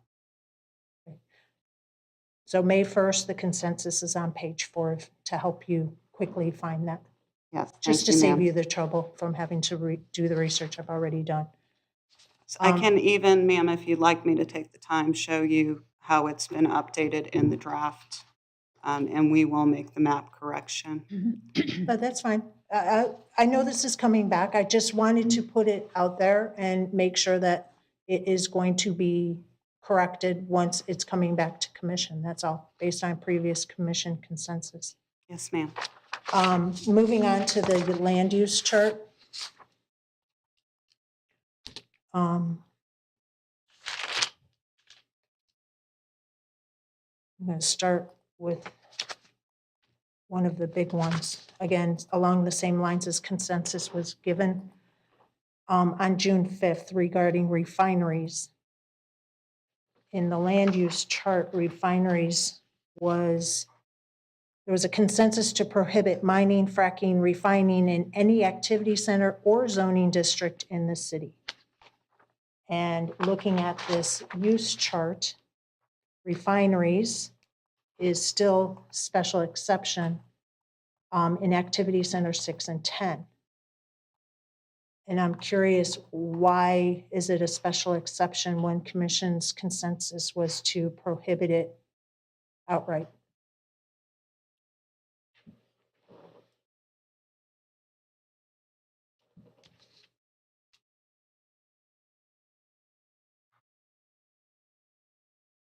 refineries? So we have had legal review our draft, and if my recollection serves me correctly, their recommendation was to not prohibit it outright anywhere in the city in order to avoid potential challenges. And therefore, we included it as a special exception in those two activity centers so that there would be some place in the city where someone could request that use if they so desired. Okay, so thank you for that. But what I'm hearing is that we cannot prohibit a use citywide or in activity centers. But yet, there are other uses that are prohibited. And I always thought that the commission, as a legislative body, can legislate this. They can legally challenge it, but other cities do not permit them. And I understand that there's no legal challenges. We do not, it's not just this commission that made this consensus. Previous commissions have all had the same consensus, have had the same motions. We have drafted resolutions. We have gone to great extremes to prevent mining, fracking, refining of any materials in our city. And I don't know, do we need to give another consensus to say no, not allowed?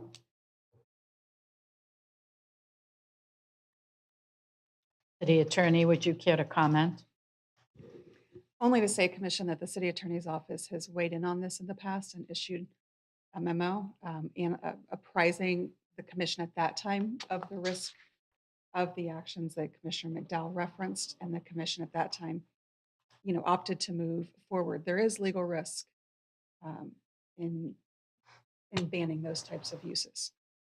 Would that be similar to the sexually oriented businesses, which I think we had a similar conversation about? No, ma'am, that's different. We have specific case law that relates to sexually oriented businesses that says it's a violation of First Amendment rights to completely ban sexually oriented businesses in your city. You have to allow them somewhere to locate.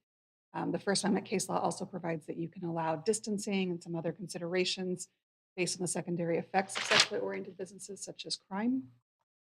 But that analysis does not at all apply to fracking and mining. That goes more to inherent property rights analysis. So I understand why the special counsel that's assisting on the land development review regulations has apprised accordingly. And it's up to the commission to determine whether or not to assume the risk and to leave these a special exception or to disallow them altogether.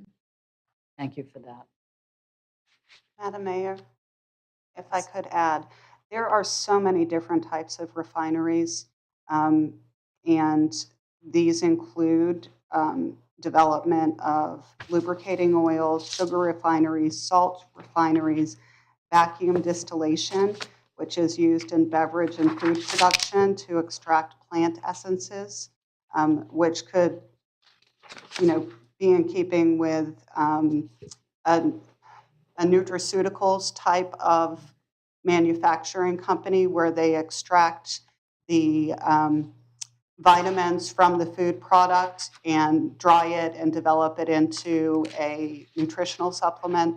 So when you think refinery, it's not all about petroleum necessarily.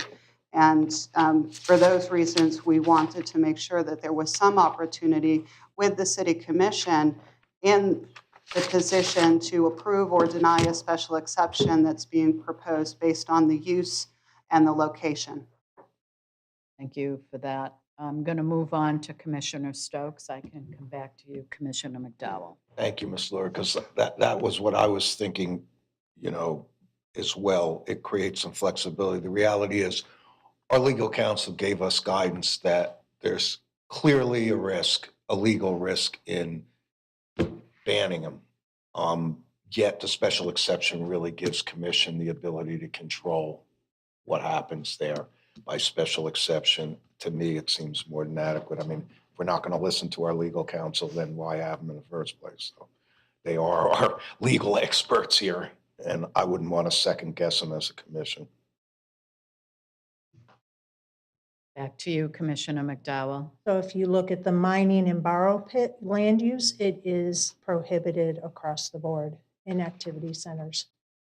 I don't have the standard use chart in front of me, but I would assume the standard use chart has it prohibited across the board also, because the standard use chart is more integrated in our residential. So if our legal counsel is saying, no, you cannot have the refineries outlawed anywhere in the city, yet our mining and borrow pits are. So I question that, and I definitely understand that you can extract something from a plant, which is far less intrusive than a mosaic mining in our city, which is where this commission and previous commissions did not want any of that kind of activity in our city boundaries. So I don't know what more can be done with the commission giving previous consensus to not allow it. So I'm throwing it out there. I really would like staff to really look at that and issue their opinion on it, because extracting from a plant is completely different than mosaic or any other type of mosaic activity. And this area is supposed to be commercial. This area is supposed to generate a tax base in Activity Center 6 and 10. But yet you're going to allow potentially a mosaic or whatever else comes in, even if it is with a special exception. It just doesn't make sense, and I really think that the commission spoke and wanted to be prohibited in all activity centers and land use. Madam Mayor, if I may. Please. The refinery use would not include an operation such as Mosaic. Activity centers 6 and 10 are intended to be heavy on industrial uses to provide for those job creators for our residents. In the current draft, we do propose allowing mining and borrow pits as a special exception in I-2 for the same reasons that refineries would be permissible in other areas of our city, as well as industrial areas within villages. Although we don't have any at this moment, it was incorporated there because many of these large-scale master plan communities will utilize the fill from the digging of lakes as borrow pits and provide that fill for other uses. I see I'm not going to get very much support on that, but the commission also had prohibited drive-through facilities, and in the land use chart, the only time drive-through is really mentioned, and again, I'm only going by activity centers.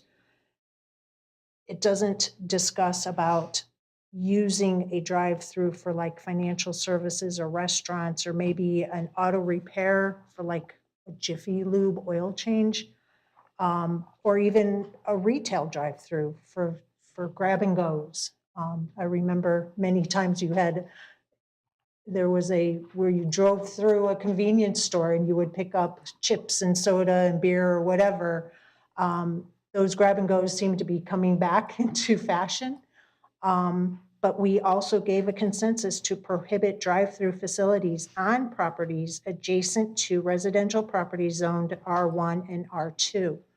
And I go back to my original statement that activity centers do have surrounded areas of R1 and R2. And I just wanted to see where that caveat is in the code prohibiting it based on commission consensus.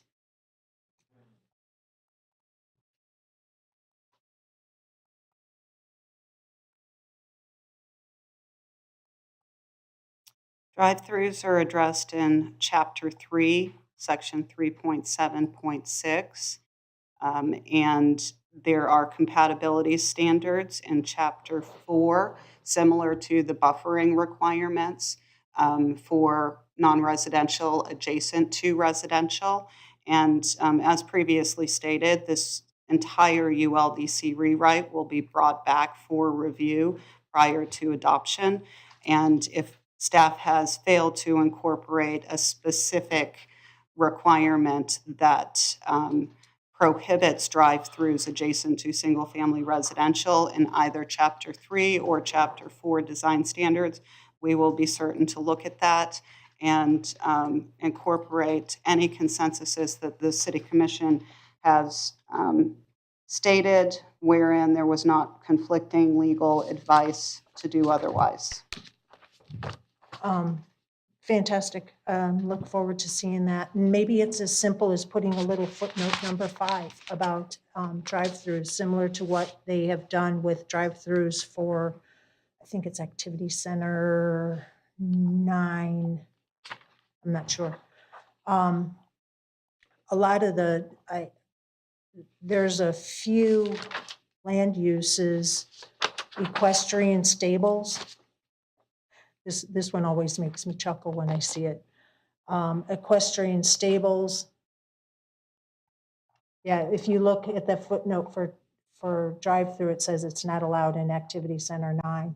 So maybe something as simple as putting a caveat for R1 and R2 adjacent. I don't know. Equestrian stables are a special exception for activity centers 1, 2, 3, 4, 5, and 6. When you look at the definition of what an equestrian stable is, you kind of scratch your head and say, why would you allow that kind of activity in an activity center that is kind of smelly? Granted, you want to have different diverse activities for people to have, but equestrian stables and boarding is more of an agricultural use, not an activity center use. So I can't imagine a horse stable nearby a restaurant. It just doesn't make logical sense to have those in the activity centers. And yes, it's quaint and it's sweet that you could take Junior and go riding around a small area on the horses, but I'm not seeing it in an activity center, and I think it's not a good use of land for commercial. Staff did incorporate those uses as special exceptions to provide for the potential opportunity for commercial recreation that might involve stables and boarding of horses. If the commission consensus is to remove this from activity centers entirely or remove it from activity center 1, 2, 3, 4, 5 and leave it in place for 6 or 10, we'd be happy to make whatever change the city commission directs.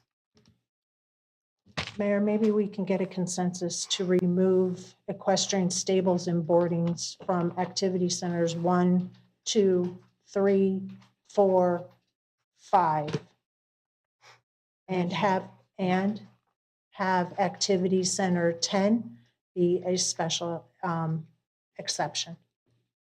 Commissioner Stokes? Nope. I'm a no. Vice Mayor? I'm a no. I really would like to keep the door open for a variety of development that can come into these areas. Commissioner Emmerich? Yeah, I like the flexibility too. Right.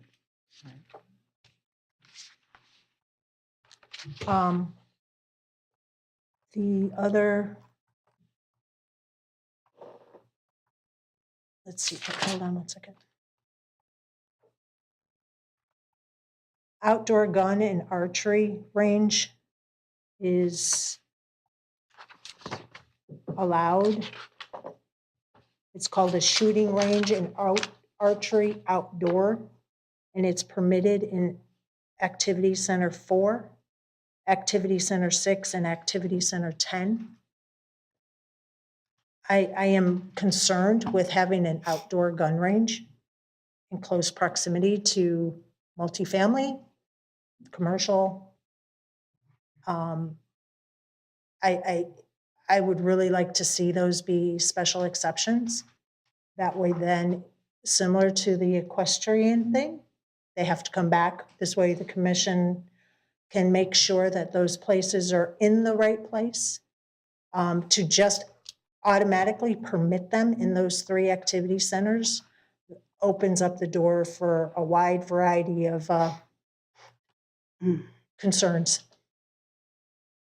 So Mayor, if I could get a consensus to have shooting range archery outdoor land use be changed to a special exception for activity center 4, 6, and 10.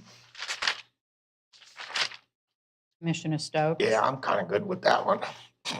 I think special exception gives us control and yet provides flexibility, so I'm good with that. Yeah, I am too, Vice Mayor. Yes, I like the special exception idea. Commissioner Emmerich? Yeah, that's fine. Thank you.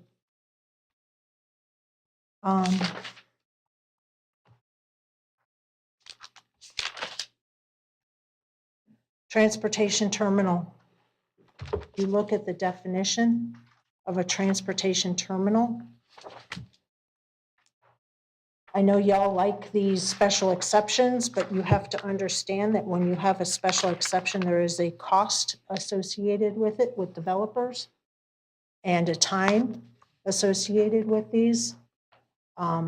If you have a transportational terminal, they are being permitted in Activity Center 7. This is the one that really jumped out at me because it's for dispatch and there's semis and transports are loaded and unloaded, stored and serviced and rented and leased and kept for hire or parked, blah, blah, blah, on this location. It's not just a building with dispatch. It could be all these other things. And to have that in Activity Center, which is War Mineral Springs, does not make sense. It's nowhere close to the interstate for these semis and big trucks or whatever, or even buses, because a transportation terminal could also be for buses. So what's the thinking, Ms. Laurie, on that one? The use includes transportation or terminals for public transportation, and that's the thinking, is that we want to be able to, as the city grows, and that we may have enough of a population density to support public transportation that's not on demand, that we want to provide for those transportation terminals in our activity centers. If I may, Mayor?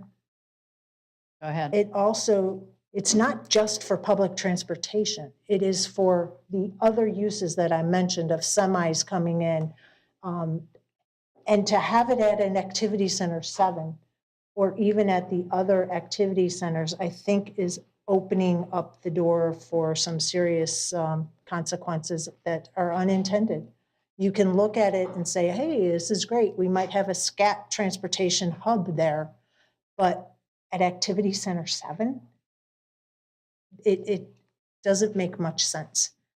I'd like to get a consensus to remove transportation terminals from Activity Center 7, leave it as SE at Activity Centers 8 and 9. It'll never happen at Activity Center 8 or 9, but we need to prohibit it at Activity Center 7. Commissioner Stokes. I'm not agreeable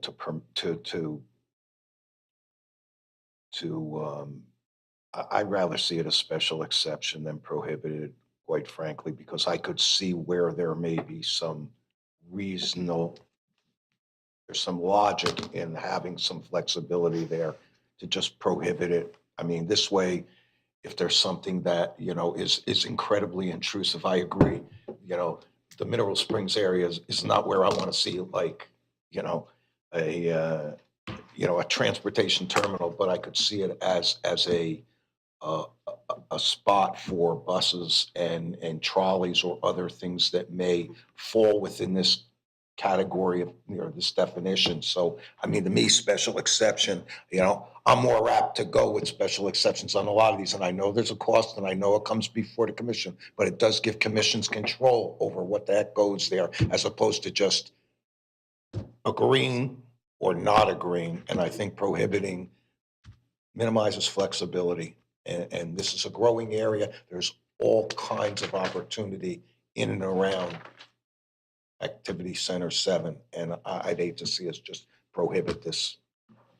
Commissioner Emmerich? I have a question on this. Would this include, like, as transportation terminals, like the little electric scooters, rental bikes, stuff like that? Would that be a transportation terminal as well, which would enhance Warren Mineral Springs? Yes, quite possibly. But hearing the conversation, staff is amenable to revisiting the definition for public transport or for transportation terminal, pulling out public transportation terminals into a separate category and assigning them to appropriate zoning districts. So we will do so. No need for commission consensus. We'll bring something back to you that is, we hope, acceptable, so that we're providing for trolleys, buses, electric bikes, scooters, et cetera. Semis out of Warren Mineral Springs.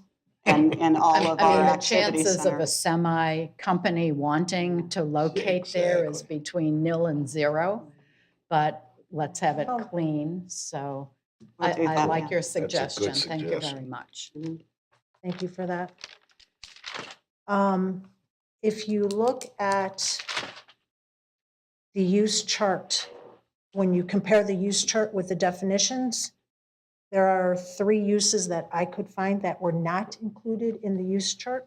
One of them is archaeological research facility, another is dry cleaning, and another one is fisheries. So I just wanted to bring that to your attention. My last question regarding use chart. So when you look at the definition of a bar and you look at the definition of a restaurant, it has to do with how much food is being sold. One is incidental, another one is more, that's what they're in business for. I'm sorry, but I don't see big government sitting there saying, hey, I want to see your books to make sure that you're still incidental. Bars are a place for people to gather, are a place for people to go out and for the evening, possibly dance, hear music, congregate with their friends. Restaurants are very similar to the same thing, and we have many restaurants in the city where the bar tab is equal to almost the restaurant tab, the food tab. Restaurants are permitted across the board in all activity centers, but the bar is not. And I really think if we're trying to have activity centers have activity, make them permitted all across the board. I don't understand why some of them are special exceptions, especially in activity centers 8 and 9 and activity center 7. So in my opinion, we should just allow it. I mean, if you're going to have a potential resort that is going to potentially possibly have an area that's a bar, why would you make them come forward with a special exception? I just really think that they just bar, nightclub, restaurant, they're kind of all the same. The only time a restaurant has a different caveat is if it's a drive-through. So the state division of alcohol and tobacco does regulate alcoholic beverage service through licensing, and they do have audit oversight for those restaurants that prefer to be licensed under the restaurant class versus the bar class. The special exception requirement in Activity Center 8 and 9 is based on the recent development master plan for West River Villages, wherein bars were not specifically called for as permitted uses in that master planned community, same as with Central Park. Activity Center 7 as city-owned property, we did incorporate the special exception to give the City Commission discretion as to whether a bar versus a restaurant would be permissible on city-owned property, and we did so because of past conversations about service of alcohol at other city facilities. If the commission consensus is to make bars permitted in Activity Center 7, we're happy to make that change. We're, if I may, we're changing a lot of things in activity centers, and we're changing a lot of things throughout the city. And I just think that we should allow a bar in all the activity centers. I'd love to hear my fellow commissioners' comments on it. Briefly, Commissioner Stokes. I mean, I have no real opinion on this. I'm good with staff's recommendations on this. I mean, a special exception doesn't prohibit it.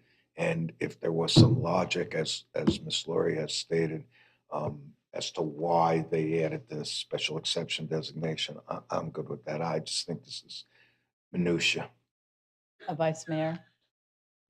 Could you just repeat the activity centers that have a special exception? I'm sorry. Activity Center 7, Activity Centers 8 and 9. And all the others are permitted? Yes, ma'am. Okay, I'm good with that. Commissioner Emmerich. You know me in bars. But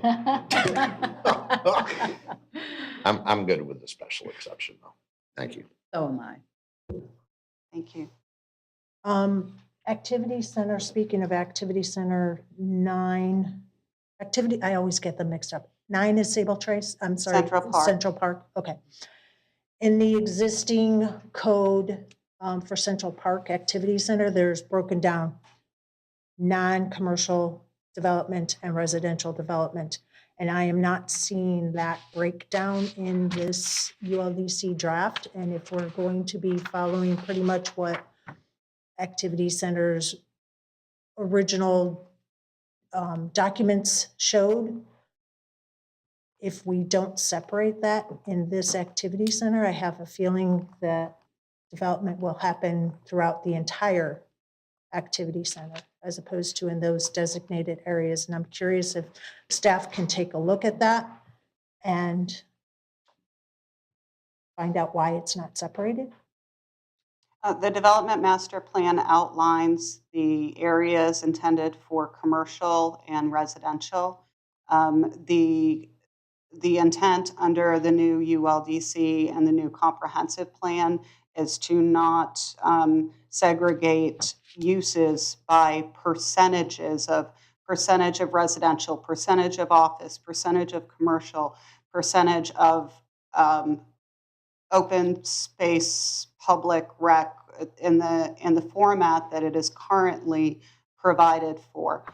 Central Park will develop according to its development master plan, and if they were to contemplate changes, then they would be required to come forward for additional reviews.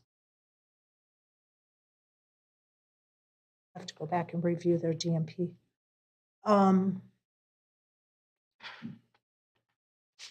So if you go to, I think that's it for the, I have a bunch of other suggestions. Commissioner, how many more do you have? Because what I'd like to suggest, we've spent a lot of time at a micro detail level in terms of this. And in the past, you submitted your list to staff and then staff came back. And in the past? It was reviewed and then we decided as a commission, we had all of them in front of us with staff's recommendation. I would like to suggest that we take a similar approach with your specific comments. And ma'am, I was very surprised that I received the agenda last Monday. I did not. We instructed staff to give us 2 weeks. We only got 1 week, which did not allow me to submit my questions to staff after reviewing the document, to go over my questions with staff, which is why I have to do it here. Okay. So Well, I have only a few more. The rest of them, I'd like to use that approach. Is that acceptable to you? No, ma'am, Ms. it's not Laurie? acceptable I'm not to talking me. to you. Ma'am, we have for the chapter drafts, given at least 2 weeks and providing the city commission Right. with the documents when they're provided to the Planning and Zoning Advisory Board, and we'll continue to do so for the chapter drafts. This activity center discussion was a special workshop that did not incorporate a significant amount of text for review, so quite frankly, we didn't think about Right. providing the additional 2 weeks consistent with the full chapter drafts as we had in the past. Well, let me get a sense from my fellow commissioners. Do you want to continue going through Commissioner McDowell's list here on the dais? Or would you prefer using the approach we used in the past, which was to have her submit it to staff? Staff would bring it back to us with their recommendation, and then we could make a decision. So Commissioner Emmerich, what's your preference? I'm used to looking at the questions and answers and stuff and then going from there. I mean, I'm used to that area, Right. so it doesn't matter to me which way we go, but I'm used to that concept. Okay, so having staff come back or doing it here? I'm not clear. I'm used to having staff come back once, this way it's all written down and everything, and Right. you got the facts. I mean, right now, every question that's been put out here has been asked and answered, and the whys and what's Right. going on, and Right. I'm used to getting that feedback and then going through it and muddling it in my own mind. Okay, Vice Mayor. Yeah, I agree, because when we did it last time, we can see what was the reasoning and have some time to think about it rather than like, On the spot. what do you think? Like to. Well, I miss a research lot it. of stuff Right. too, on the spot, so Yeah. I'd rather digest it. And that's more, to me, more respectful of the questions because we're having time to look at it. Right, I would agree. Commissioner Stokes? Well, I concur with the comments that both Commissioner Emmerich and Commissioner White, Vice Mayor White have said. I feel as if Commissioner McDowell's about to land his plane, like in the near future. And quite honestly, I hate to see anything that might unduly delay this ULDC getting before us in the time frame we've established. So I see no real problem in finishing it up here because, again, the request that this go on the agenda for a workshop revolved around the activity center discussions, and it's kind of morphed into something a bit more. I don't think we can spend enough time asking and answering all these questions. These are so impactful to our city. I think it's worth it, even if it wears on us some, as long as Commissioner McDowell is, in the descent, and the plane will land shortly. But I say let's Let me finish ask you, it up. Commissioner McDowell, because I also got the sense from your comments that if you had more time, then you may have come up with some additional items that you would like to have reviewed. So I'd like to get it all done in one fell swoop, because this will be coming back to us at some point for a vote. And I don't expect having these conversations when it comes back for a vote. So I'd rather give Commissioner McDowell the opportunity and the time to take another look at this. And if she has additional items that she'd like to have reviewed, let's sort of get it done before it comes back for a final vote.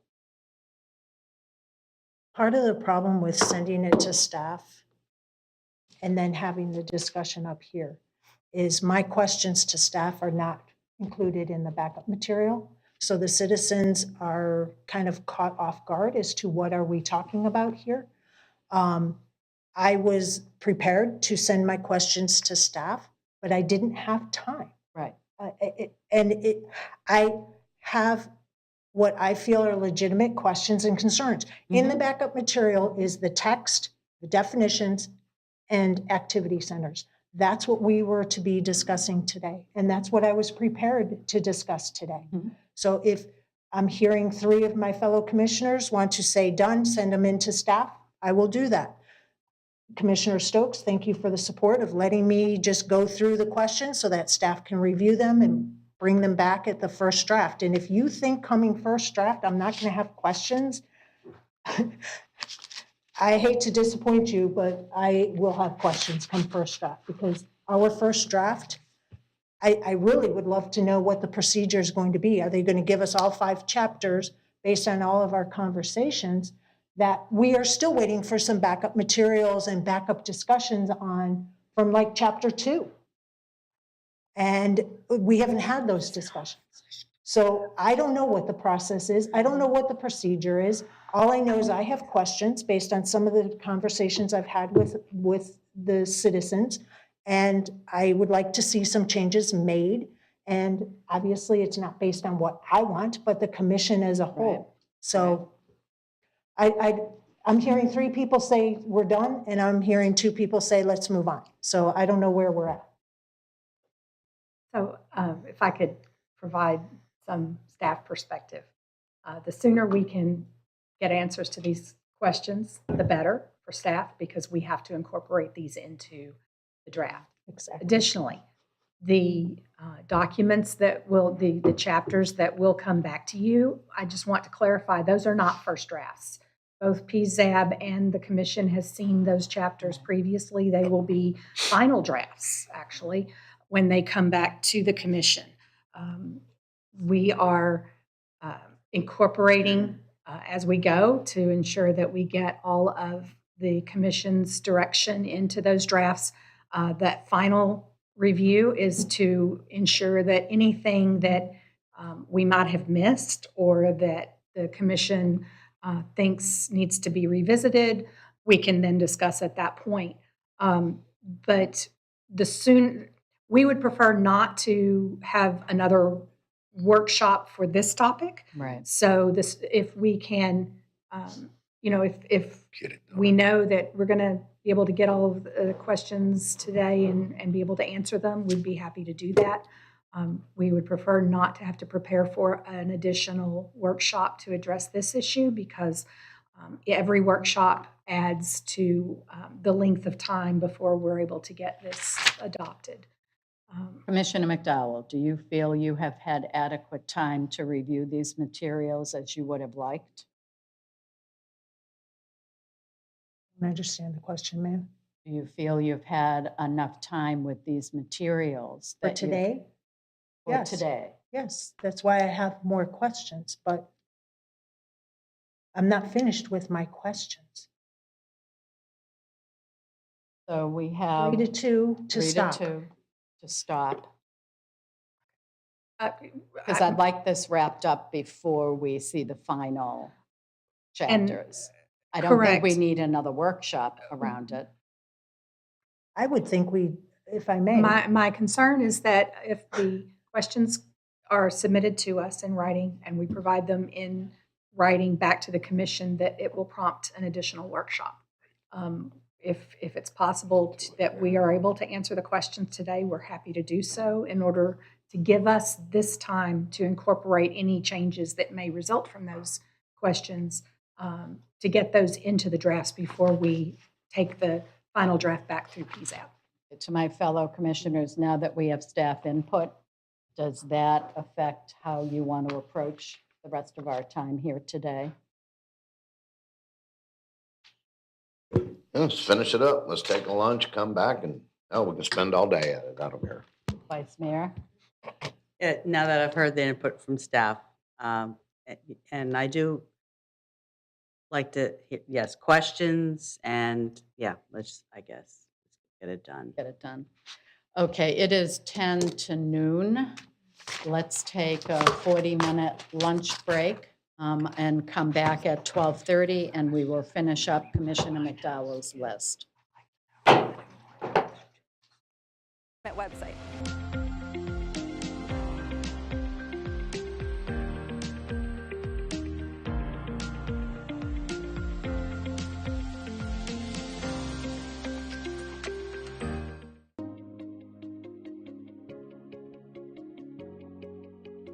Water in a swale, that's kind of the ditch by your house, is not flooding. After a storm event, Water should be in that swale up to 72 hours after the storm. That allows the water to be filtered, to get the stuff that came off our roofs and off the road out of the water so that when it reaches the habitat, it no longer has those contaminants in it. It also provides an opportunity to slow down water so that the water doesn't go so fast that it erodes the roadways or any other infrastructure. So when you see water in a swale, if it's only been, up to 72 hours since the last rain, that is not flooding, that is doing its job.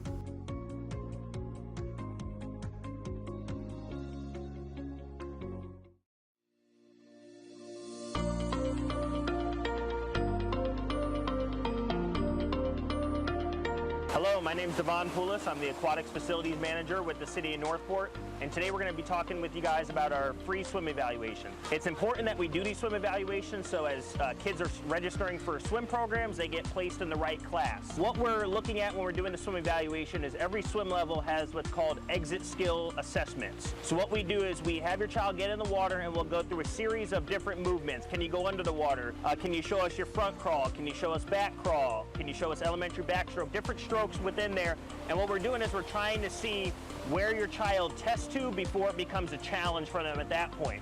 Once we assess that, then we'll let you know, and you can go ahead and sign your child up for that appropriate level there.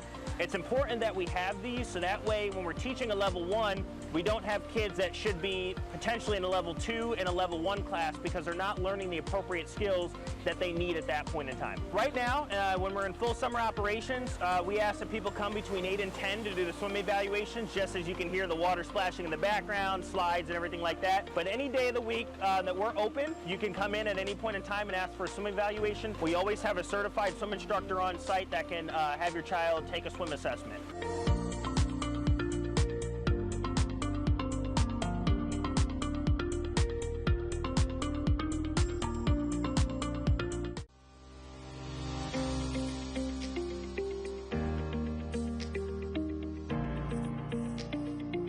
I'm Stacy Alosio. I am the Emergency Management Coordinator for the City of Northport, and I'm going to be talking about having an evacuation plan. It's important to have an evacuation plan ahead of time, and it's very important to write it down because that way you can have it somewhere present where everybody in your family can see it and keep it fresh in their minds. And you want to also share it with people in your family or your neighbors so that they know what your plans are ahead of time and how to get a hold of you or where to look for you after a disaster. For your evacuation plans, you should have multiple routes to get to the location you're planning to go to, just because traffic-wise, traffic on 75 might be gridlocked. There could be some very good back roads to get to where you're going that could get you there more quickly without being stuck in traffic. When you're making an evacuation plan, we usually tell you 4 different things. You should stay home if you are not in a zone that's being evacuated, and if your home is built to withstand the forecasted storm. If you can't stay home and you evacuate, your next option should be to go to a friend or family's home that is outside of the evacuation area and is structurally sound to withstand the storm. Third option would be go to a hotel. They're much more comfortable than our evacuation centers. Fourth option would be to go to one of our evacuation centers. Sarasota County has 12 evacuation centers. Those can be found on their website.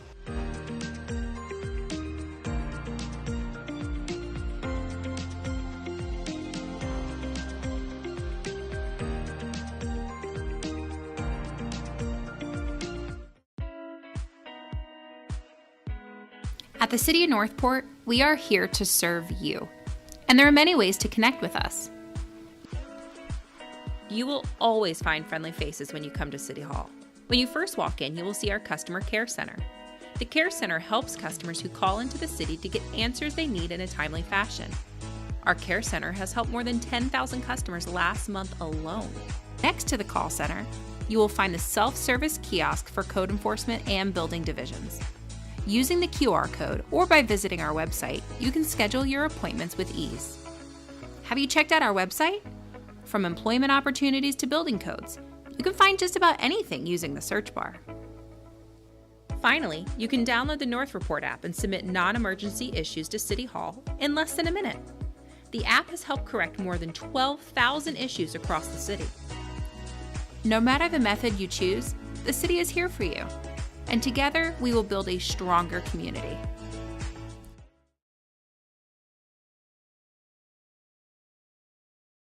Why do we flood?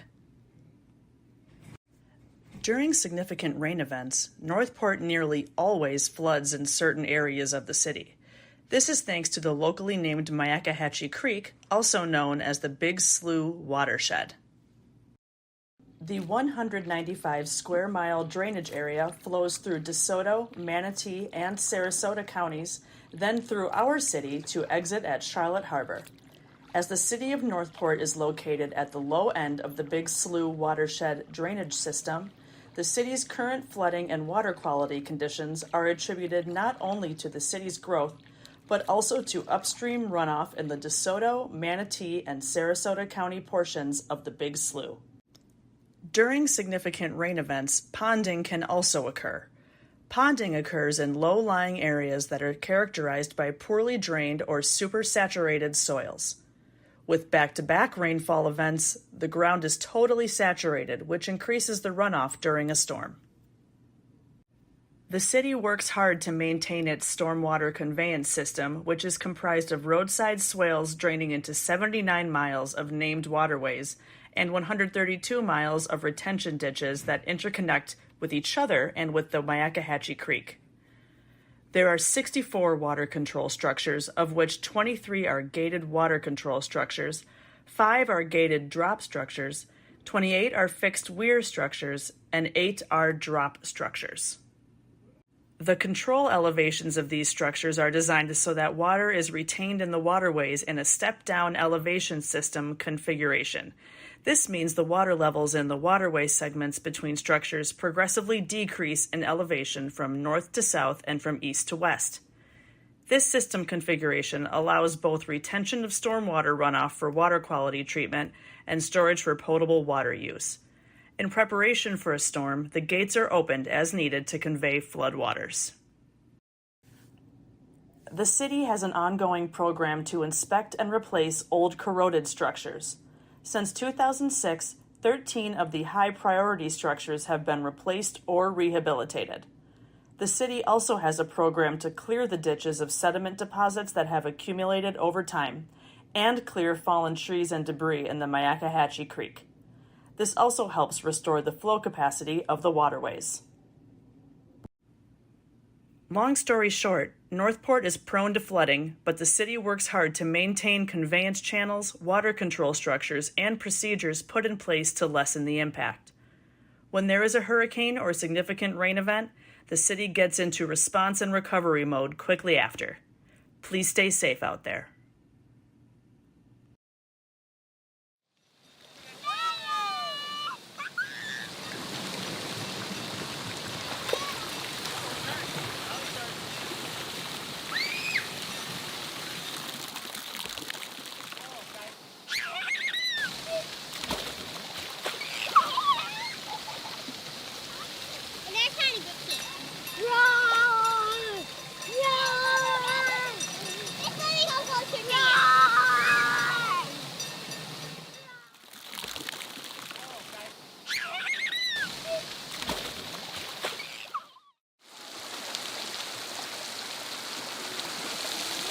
Oh, you're swimming in the pool?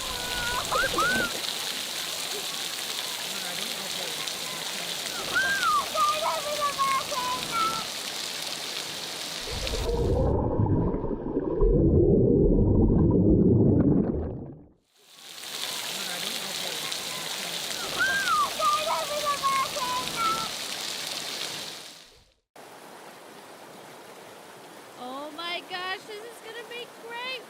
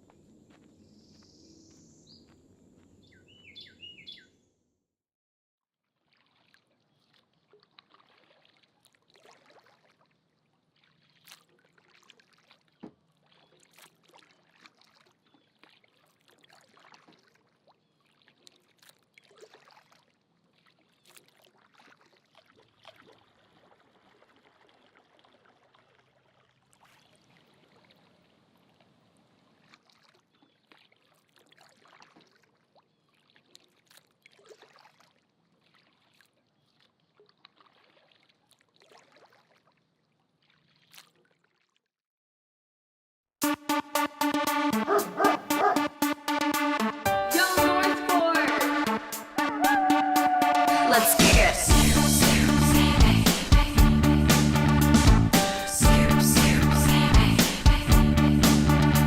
Alright, stop, collaborate and listen. Parks is back with an old invention. Whenever your pet goes number 2, it's your job to scoop the poo.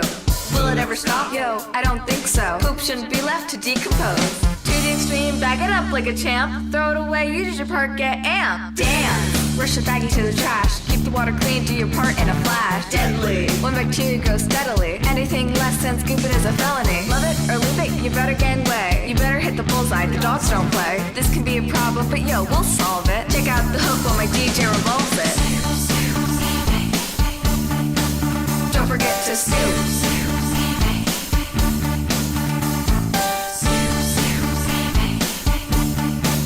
Don't forget to scoop. Yo man, let's get out of here. Word to your pupper. Don't forget to scoop.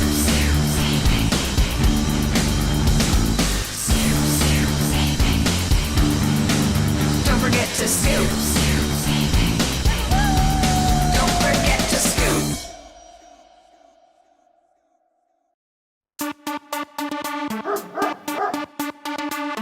Yo, Northport!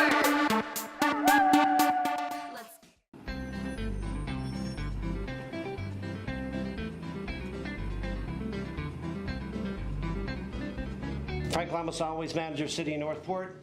Here today with Mario Vendetti, planner scheduler for the City of Northport, Solid Waste Division. We're going to talk about bulk pickups today, how to schedule bulk pickups, what should go out and what should not go out to the curb, where to place the items, and then what happens if you have more than what's allotted for you for the year for a bulk pickup. So Mario, I know we call 941-240-8050, talk to our customer service reps. That's correct. About how to schedule a bulk pickup. How else can we do that? You can also go on our website, northportfl.gov, click on solid waste, and fill out a bulk request form. Excellent, excellent. So Mario, what about if a person wants to place it out, what should they place out?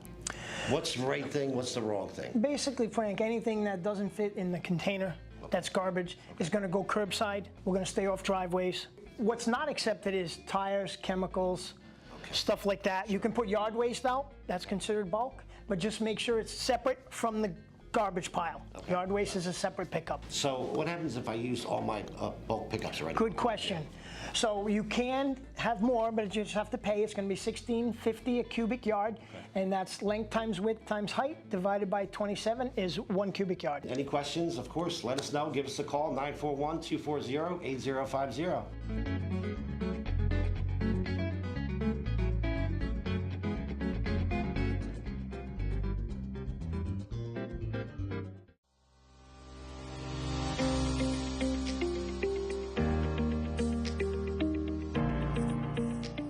I'm Stacy Alosio. I'm the emergency manager for the City of Northport, and I'm going to discuss first responders after the storm. So it may take a while for first responders to get to after the storm, and that's due to a variety of reasons. One being, we pull first responders off the roads when tropical storm force winds are sustained for their safety. That is a standard usually across the state and other states that have hurricanes as well. So we will have a backlog of calls that have come in during the storm that we will prioritize based on urgency, and they'll be responding to those, as well as the calls that are currently coming in if they're urgent as well. Also, the roads might be flooded, there might be debris in the roads. Our tactical first-in teams will be going out right away to clear the roads of any hazards so that our vehicles can get through and respond as quickly as possible. Just keep that in mind when you call after a disaster for assistance. We are coming. You are very important to us. We care about our residents and their safety, but it may just take a while for us to get to you depending on the conditions of the roads.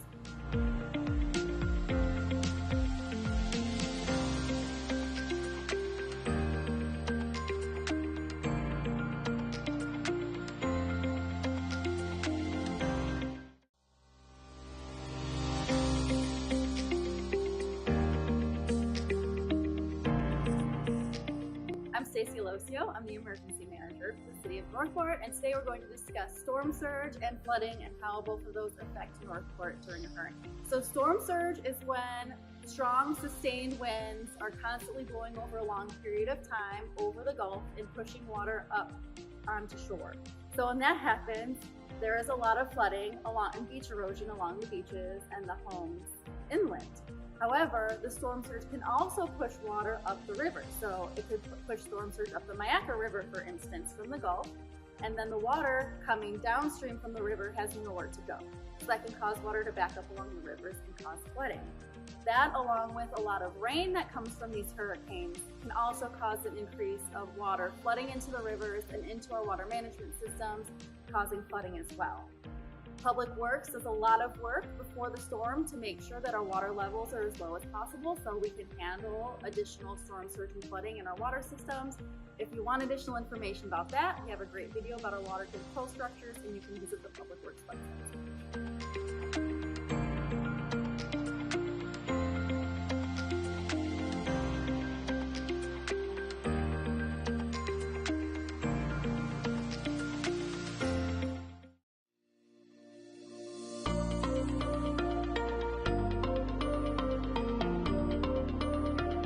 Hello everyone, my name is Devon Poulis. I'm the Aquatics Manager within our Parks and Recreation Department. We're here today at the Northport Aquatic Center just to talk to everyone about our Float for Life program. We recognize that nationally, unintentional drowning is the leading cause of death for children that are under the age of 4. So we have an awesome program here called Float for Life.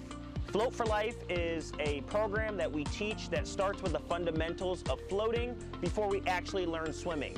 This program is targeted for those children that ages 6 months to 4, and what we want them to do is we want them to get comfortable in the water, and if they accidentally fall in the water or find themselves in a trouble situation, they can roll over their back and float. When we launched this program, we were the only one in the state that was actually teaching this milestone program. So I want to give a shout out to our Northport Rotary as well, who sponsored this program here at the Aquatic Center and actually paid for a trainer to come in all the way from Nebraska, where this program originates there.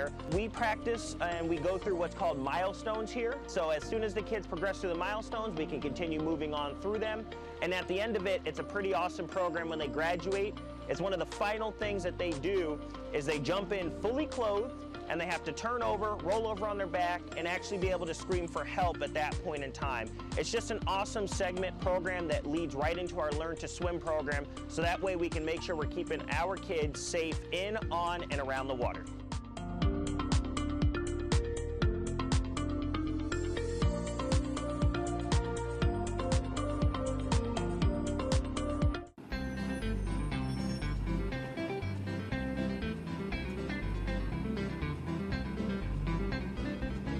Frank Lama, Solid Waste Manager. I am here today with Mario Venditti. Mario, tell people here how long you've been doing this job. I've been here 5 years. 5 years, excellent, excellent. Yep. So, Mario, tell people what it entails, what you do. I'm a planner scheduler for solid waste at the city, and I go around and I greet the new residents and I educate them on recycle. Excellent, sounds interesting, very good. Yep. So, Mario, what do you find inside the recycling bins that shouldn't be there? So let's try to tell the people how to recycle right. Well, the most common thing I find, Frank, is plastic bags. Okay. So the plastic bags are not recyclable. I find them just tossed in the container, or they bag the recycle with them. Right. And they shouldn't. This is inside the blue lid container. That's right, inside the blue lid containers. Correct. And they should be either taken back to the grocery store or tossed in the trash. Very good. Do you see a lot of recycling inside the containers? I do, bags? yes. Oh. I come across a lot of that. Okay, we don't want to do that, so. Okay, so if you have any questions, you can always look at our website, www.northportflorida.gov/solid waste.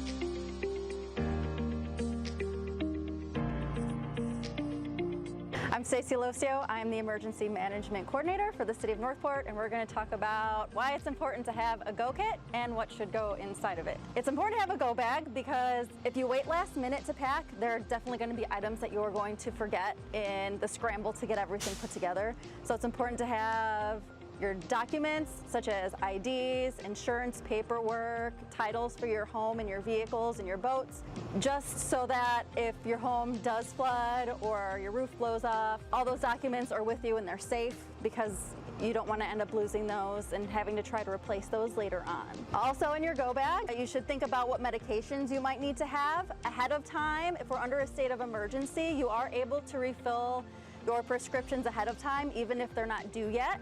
So it's important to do that. Also in your go bags, you should have non-perishable food, flashlight, batteries, a radio that is battery powered and extra batteries. Should all power go out, we will be able to broadcast on 97.5 FM, any emergency information. So be sure to have your battery powered radio ready and tuned in to 97.5.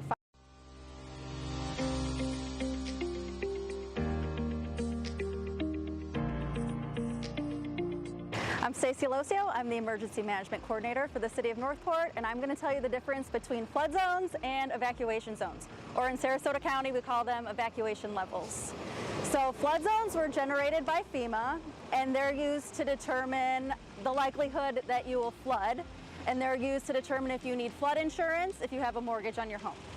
Now, the evacuation zones are based on storm surge data that comes from the National Hurricane Center, and they use topography as well as hurricane vulnerability for storm surge for the area. And we use those to determine who needs to evacuate during a storm. So it's important to understand that there is a difference. If you're interested in finding out what evacuation zone you are in, which we highly recommend you do, you can use your search engine of choice and type in Sarasota County Know Your Level, and that'll take you to the Sarasota County government website.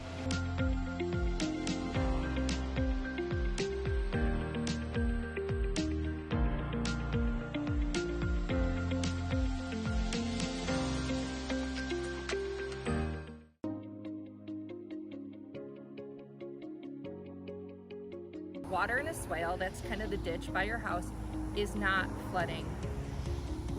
After a storm event, water should be in that swale up to 72 hours after the storm. That allows the water to be filtered, to get the stuff that came off our roofs and off the road out of the water so that when it reaches the habitat, it no longer has those contaminants in it. It also provides an opportunity to slow down water so that the water doesn't go so fast that it erodes the roadways or any other infrastructure.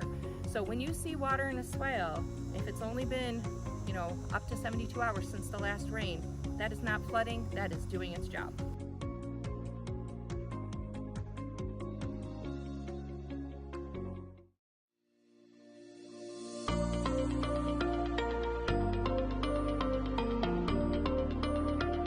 Hello, my name is Devon Poulos. I'm the Aquatics Facilities Manager with the City of Northport, and today we're going to be talking with you guys about our free swim evaluation. It's important that we do these swim evaluations so as kids are registering for swim programs, they get placed in the right class. What we're looking at when we're doing the swim evaluation is every swim level has what's called exit skill assessments. So what we do is we have your child get in the water and we'll go through a series of different movements. Can you go under the water? Can you show us your front crawl? Can you show us back crawl? Can you show us elementary backstroke? Different strokes within there, and what we're doing is we're trying to see where your child tests to before it becomes a challenge for them at that point.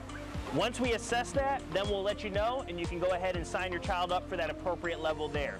It's important that we have these so that way when we're teaching a level 1, we don't have kids that should be potentially in a level 2 and a level 1 class because they're not learning the appropriate skills that they need at that point in time. Right now, when we're in full summer operations, we ask that people come between 8 and 10 to do the swim evaluations, just as you can hear the water splashing in the background, slides and everything like that. But any day of the week that we're open, you can come in at any point in time and ask for a swim evaluation. We always have a certified swim instructor on site that can have your child take a swim assessment.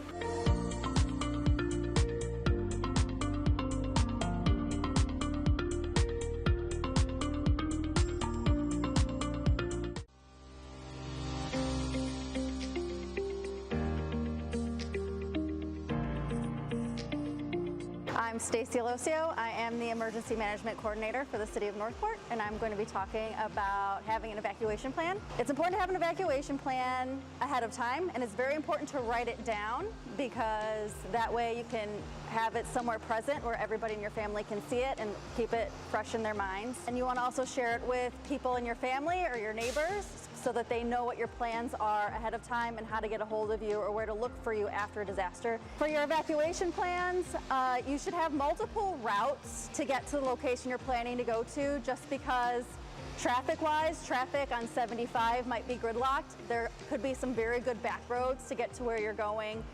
that could get you there more quickly without being stuck in traffic. When you're making an evacuation plan, we usually tell you 4 different things. You should stay home if you are not in a zone that's being evacuated, and if your home is built to withstand the forecasted storm. If you can't stay home and you evacuate, your next option should be to go to a friend or family's home that is outside of the evacuation area and is structurally sound to withstand the storm. Third option would be go to a hotel. They're much more comfortable than our evacuation centers. Fourth option would be to go to one of our evacuation centers. Sarasota County has 12 evacuation centers. Those can be found on their website.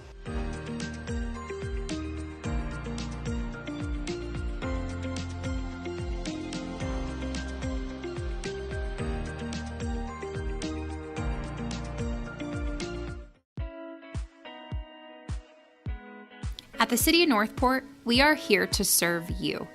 And there are many ways to connect with us. You will always find friendly faces when you come to City Hall.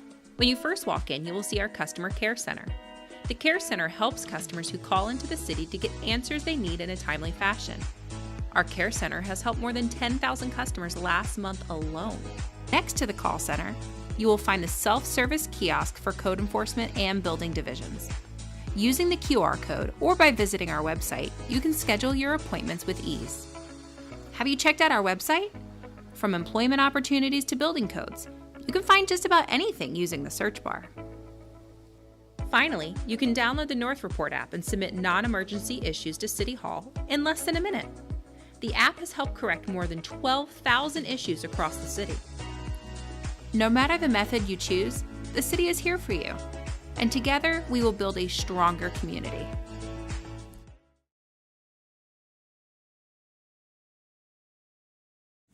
Why do we flood? During significant rain events, Northport nearly always floods in certain areas of the city. This is thanks to the locally named Myakkahatchee Creek, also known as the Big Slough Watershed. The 195 square mile drainage area flows through DeSoto, Manatee, and Sarasota counties, then through our city to exit at Charlotte Harbor.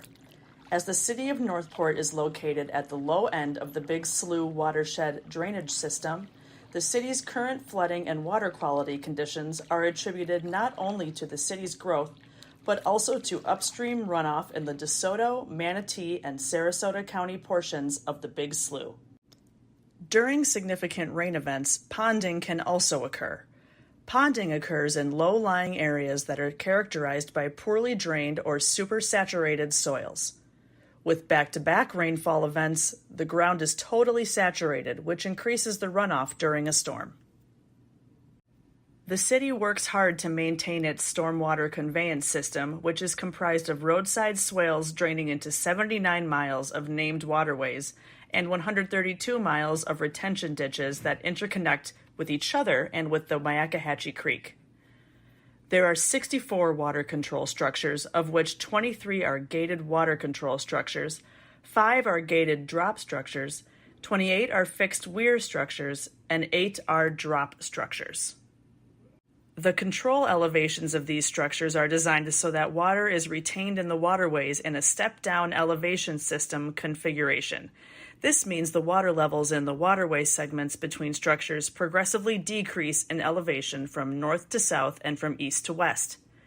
This system configuration allows both retention of stormwater runoff for water quality treatment and storage for potable water use.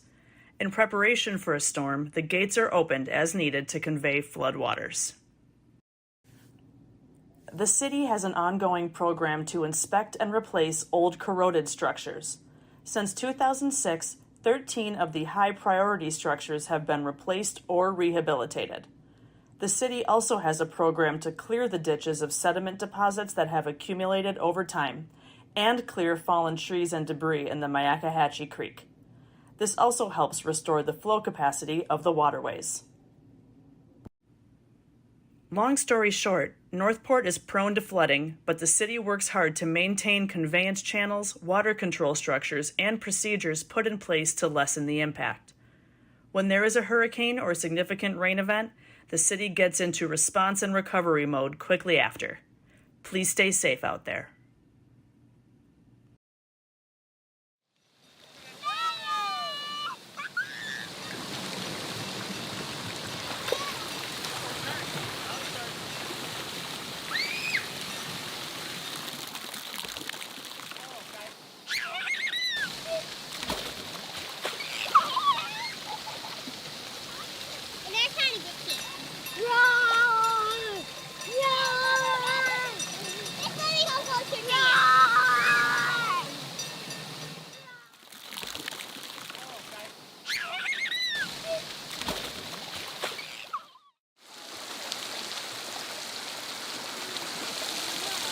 while you're swimming in the pool.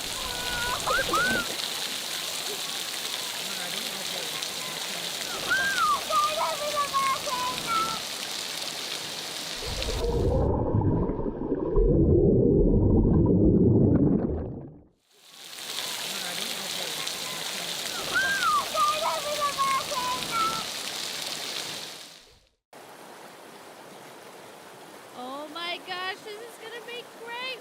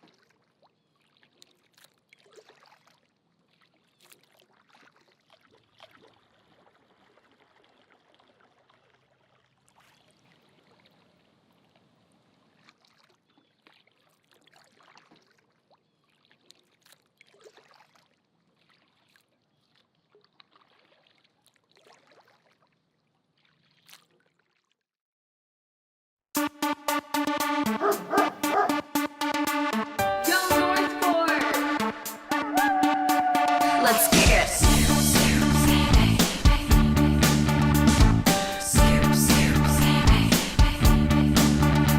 Alright, stop, collaborate and listen. Parks is back with an old invention. Whenever your pet goes number 2, it's your job to scoop the poo.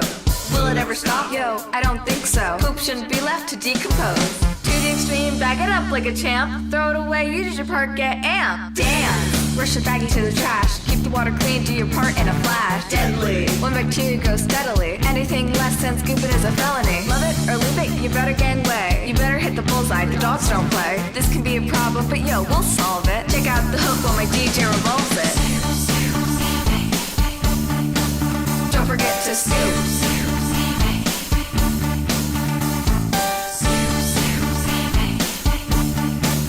Don't forget to scoop. Yo man, let's get out of here. Word to your pupper.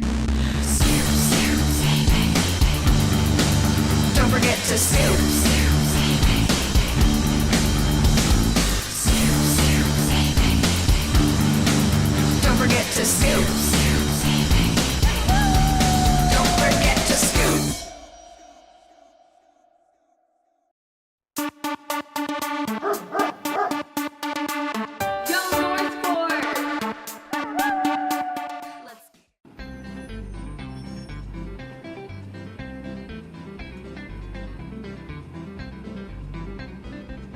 Frank Lama, Solid Waste Manager, City of Northport. Here today with Mario Vendetti, Planner Scheduler for the City of Northport, Solid Waste Division. We're going to talk about bulk pickups today, how to schedule bulk pickups, what should go out and what should not go out to the curb, where to place the items, and then what happens if you have more than what's allotted for you for the year for a bulk pickup. So Mario, I know we call 941-240-8050, talk to our customer service reps. That's correct. About how to schedule a bulk pickup. How else can we do that? You can also go on our website, northportfl.gov, click on solid waste, and fill out a bulk request form. Excellent, excellent. So Mario, what about if a person wants to place it out, what should they place out? What's the right thing, what's the wrong thing? Basically, Frank, anything that doesn't fit in the container that's garbage is going to go curbside. We're going to stay off driveways. What's not accepted is tires, chemicals, stuff like that. You can put yard waste out, that's considered bulk, but just make sure it's separate from the garbage pile. Yard waste is a separate pickup. So what happens if I use all my bulk pickups already? Good question. So you can have more, but you just have to pay. It's going to be $16.50 a cubic yard, and that's linked. Resuming the city commission workshop. Commissioner McDowell, the floor is yours. Your audio, ma'am. Audio, please.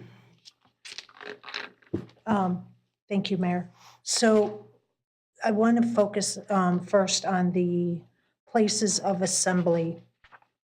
And the reason why I want to go there first is because I think there's a bigger conversation that needs to be had, because places of assembly isn't just a church. It's for entertainment and dining and amusement and celebration. That's houses of worship, social and fraternal orders, community centers and similar uses.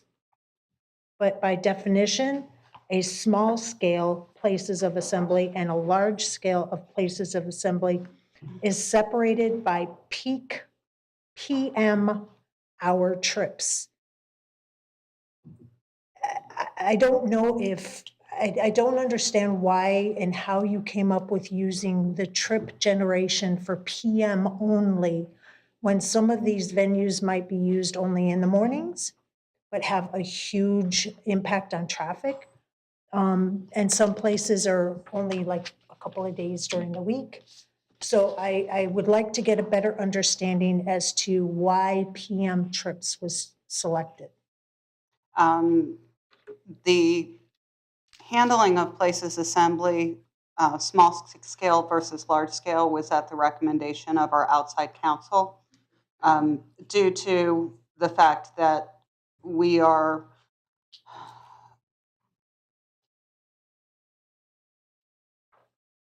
not able to regulate churches and community centers and banquet halls differently based on their specific end use and the type of use that's controlling.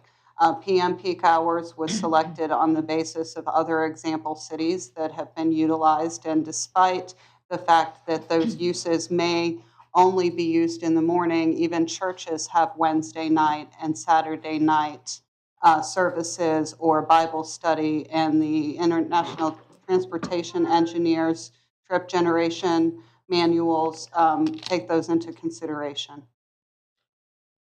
And the reason, I appreciate that explanation. Wouldn't it be better to differentiate between small and large by using square footage? Because obviously if you have a small VFW compared to a mega church, or a small VFW compared to a community center, the square footage kind of dictates what's large and what's small. Not necessarily the actual use of it, but just the square footage alone kind of dictates that difference.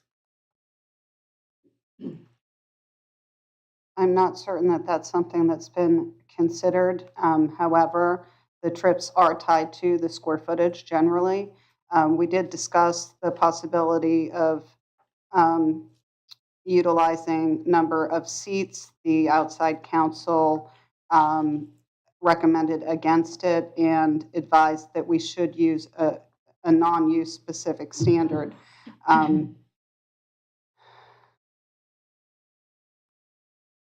And Weiss Serota did suggest transportation trips as a measure as opposed to square footage. Now, we can certainly ask Weiss Serota for some additional information and logic behind why they recommended the transportation trips rather than the square footage. I'm sure that there is reasoning behind it, and we can certainly ask that question and bring it back in writing to you all. Yeah, I think it would be worth looking into, especially since you said other cities really didn't look at square footage, but, you know, a meeting space, even we rent meeting space based on the size of the meeting room, you know, and how many people can attend. I think square footage makes much more sense than trips, because trips change depending on the venue and the time of day that that venue generally operates. So. Understood, and we will touch base with Weiss Serota and provide an answer. You know, perhaps the consideration is that sometimes these types of venues have outdoor area that's not within an enclosed building that will also, you know, be captured in that trip generation, whereas the square footage of a building wouldn't capture any outdoor use areas. Thank you. Moving on to the major emergency service, essential services. And I remember bringing this up very quickly at the last meeting in June. Staff agreed to change the major essential services to X in Activity Center 7. I don't see that change being captured. If you need a commission consensus to change that this time around, I'll be happy to get that for you if you need it.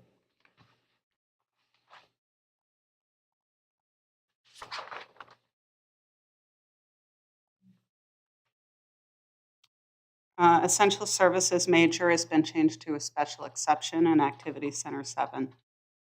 Yeah, I thought, though, that staff said that they were going to change it to X because they didn't want the major essential services that's done by definition to be in that activity center.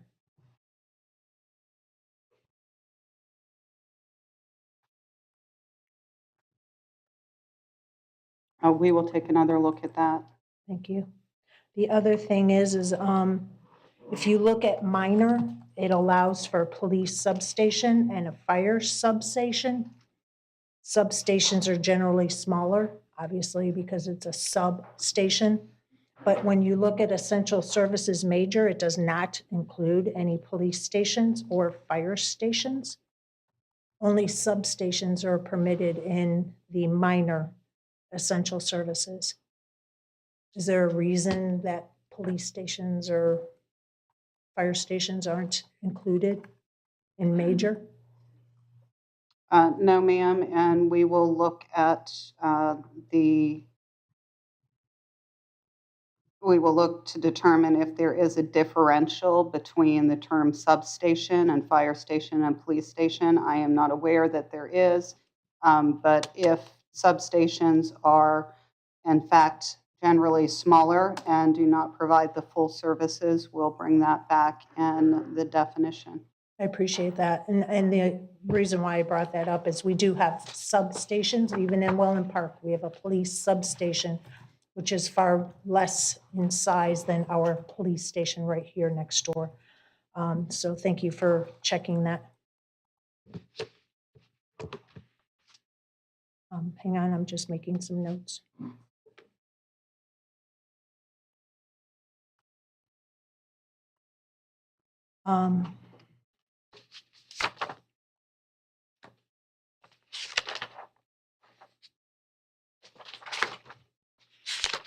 I'm choosing my battles, Mayor. You'll appreciate that. Personal services.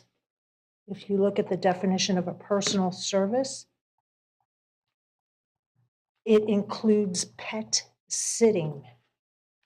And then when you go to animal boarding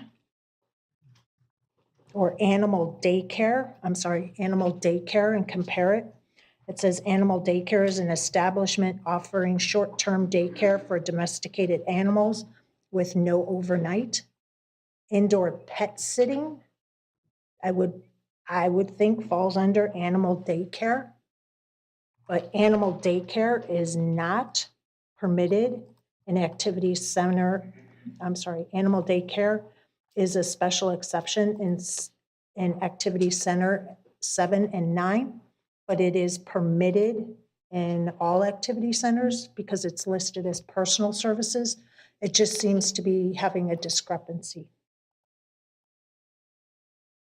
We will provide some clarification on that. Thank you.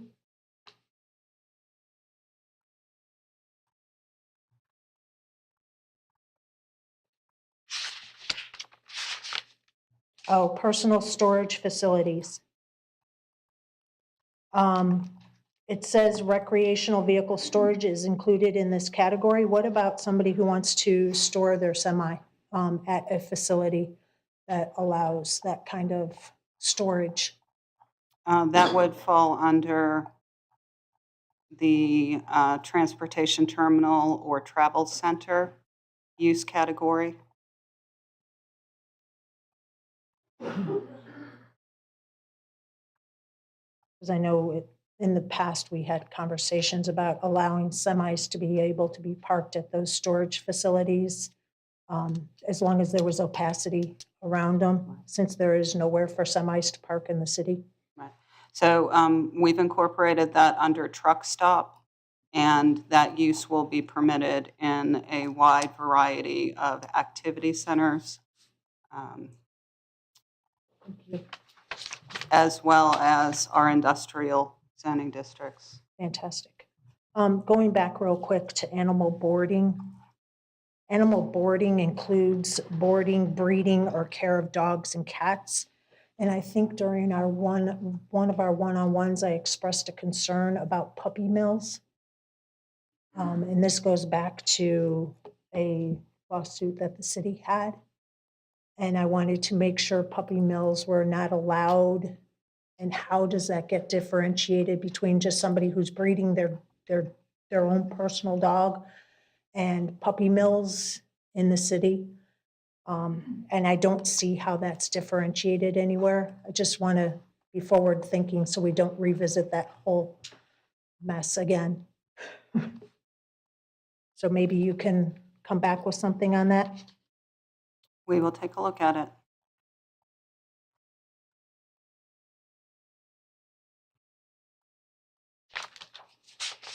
Daycare facilities for all ages.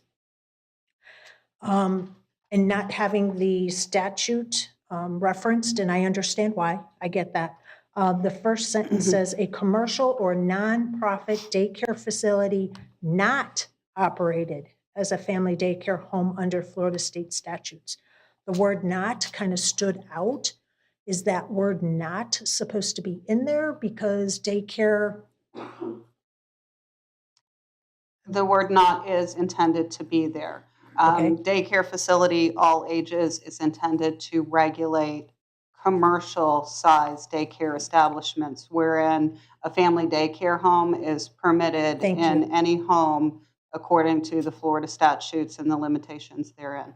Okay. And again, thank you for that, because I didn't have the state statute to go back and look at, so thank you for that clarity on it.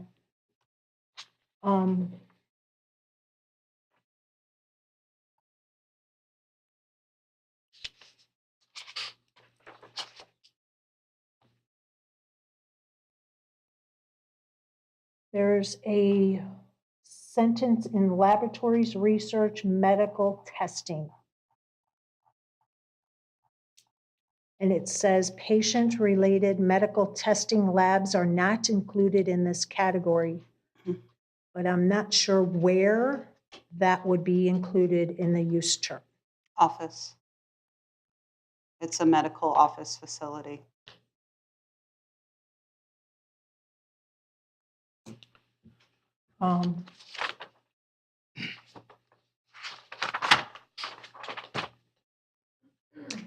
Religious institutions, when you look at the use chart, it appears to be deleted, but it's still under a definition. And I just wanted to make sure which was accurate.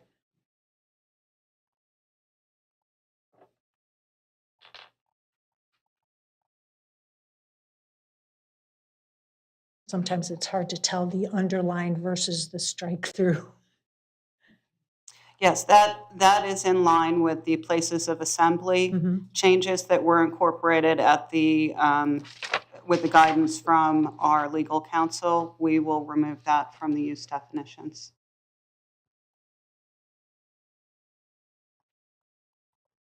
Thank you. Assisted living facilities, and this might have to stay on the use chart for a second because it says assisted living facilities less than 6 beds. And then it says greater than 6 beds. And then it says 50 beds or more. Help me understand how greater than 6 beds is not the same as or includes over 50 beds. Okay, so the assisted living facilities or group homes fewer than 6 beds are regulated in the Florida statutes, and we are required to allow those uses in single-family neighborhoods subject to distance requirements. So they need to be called out separately in the use table. Did you say less than 6 beds? 6 or less. Okay. Okay. The incorporation of the 50-plus beds was so that we could have a differential standard for a larger assisted living facility and control placement of them as well. A 10-bed assisted living facility is going to have a different impact than a 100-bed assisted living facility.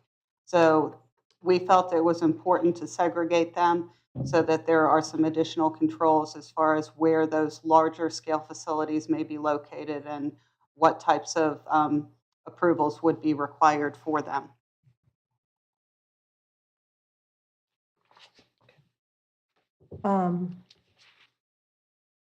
There was one recreational, where is it?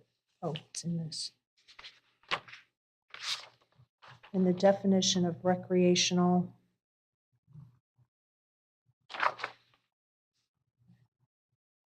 Sorry. Recreational commercial. In the use chart, it is not allowed in Activity Center 6. And I'm curious if like Dave and Buster's or a Sky Zone or any of those other kind of establishments wanted to come and build in Activity Center 6, why would we say no? I mean, Activity Center 6 is a place for gathering and have different uses. Why would we say no to recreational in Activity Center 6? That is a policy decision at the commission's discretion.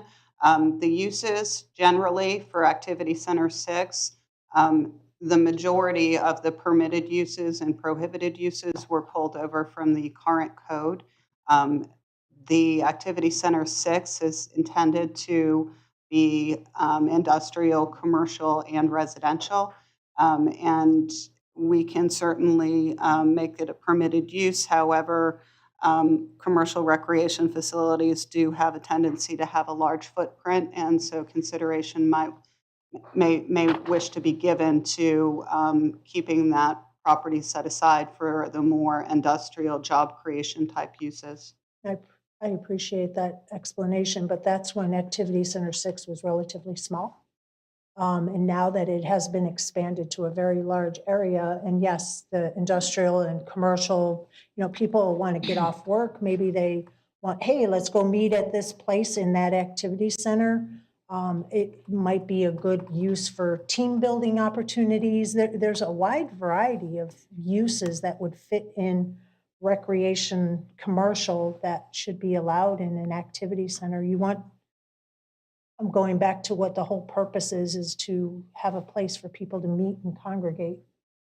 So maybe we need a consensus to allow it in Activity Center 6 as opposed to prohibiting it. Commissioner Emmerich? I would lean more towards special exception, to be honest with you. Vice Mayor?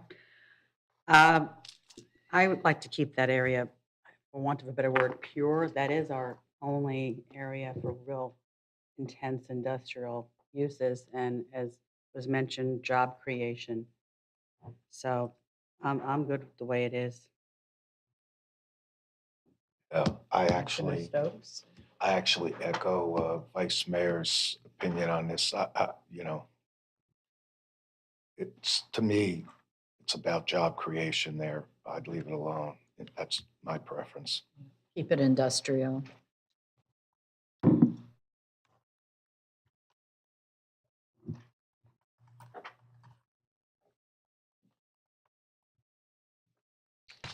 Okay. I'm getting there, guys.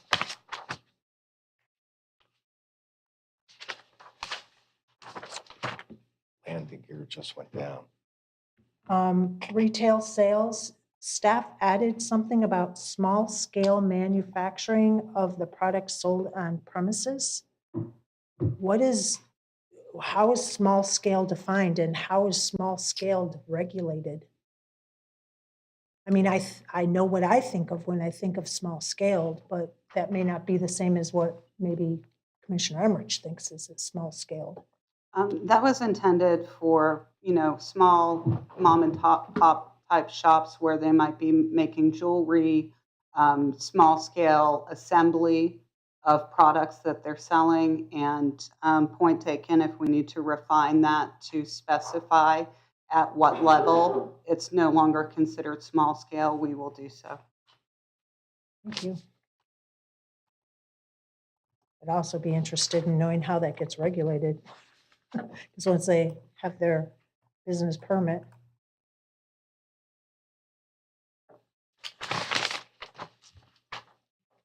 And that's it on the definitions. Mayor, if I may, if nobody else has any questions on definitions, I'd like to move into the text because that's pretty much the meat and potatoes of what I would like to talk about, because I think there needs to be a bit of a conversation based on the new language that was added or a better understanding of the live local. I would like, if it pleases the board, for you to focus on policy items and not Scribner or style items.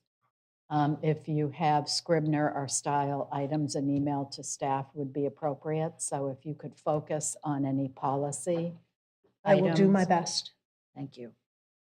In the definition, not definition, in the first section, it's 3.6.1. It says here about the bonuses and incentives. It says bonuses and incentives for development types in areas of the city where they are permissible as primary uses.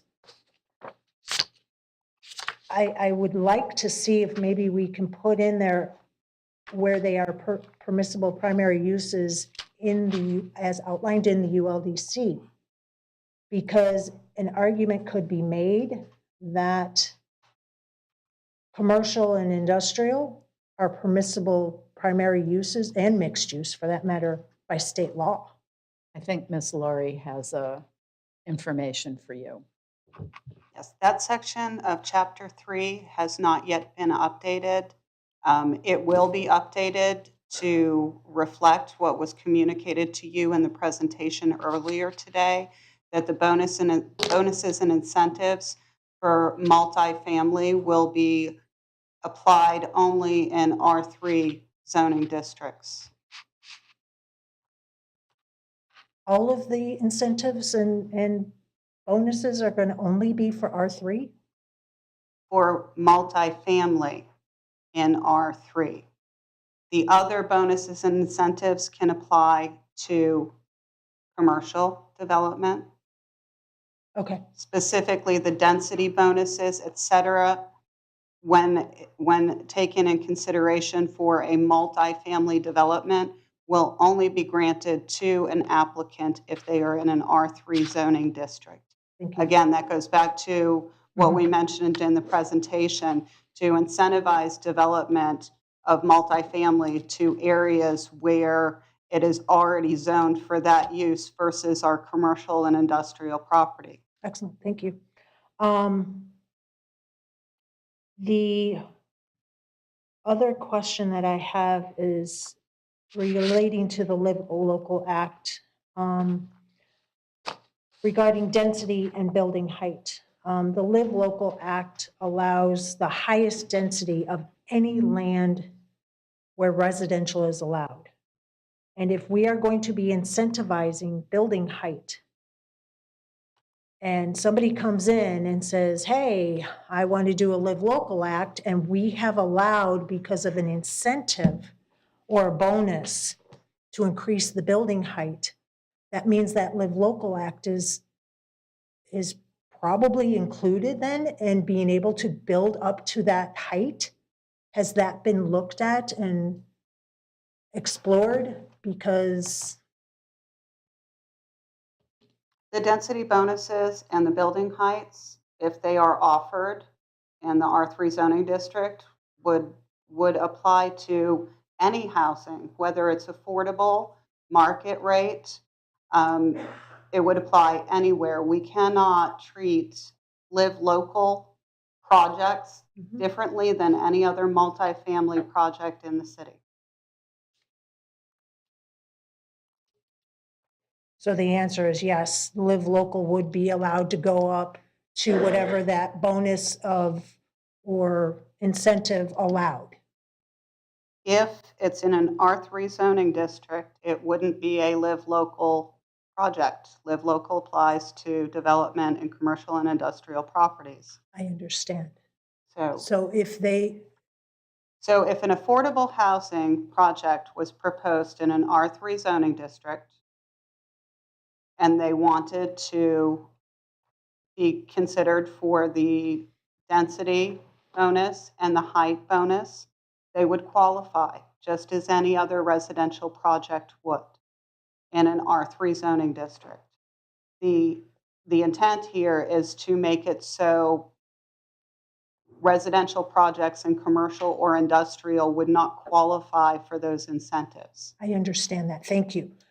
But my question is, if a Live Local comes in and is on a commercial property and a developer has already developed in an R3 multifamily and got a bonus or an incentive and was able to increase their building height, would the commercial Live Local multifamily development for affordable housing be allowed to then go up to that incentivized building height? The answer, the answer as far as height, if it's within 1 mile radius, is what the Live Local. No, height is anywhere in the city. I'm gonna have to look at that because My understanding, density is 1 mile and height is anywhere in the city. No, I'm talking about, maybe I have it backwards. I think it's I think you've got it backwards. Height is within 1 mile. Density is anywhere in the city. Okay. But it does the density, and it's been made clear through multiple legal analyses and Florida League of Cities and elsewhere, that it is what is allowed by right, not the density bonuses. It's only what would be the base maximum, not any kind of bonuses that they could seek for whatever reason. But it does not apply to incentives and bonuses.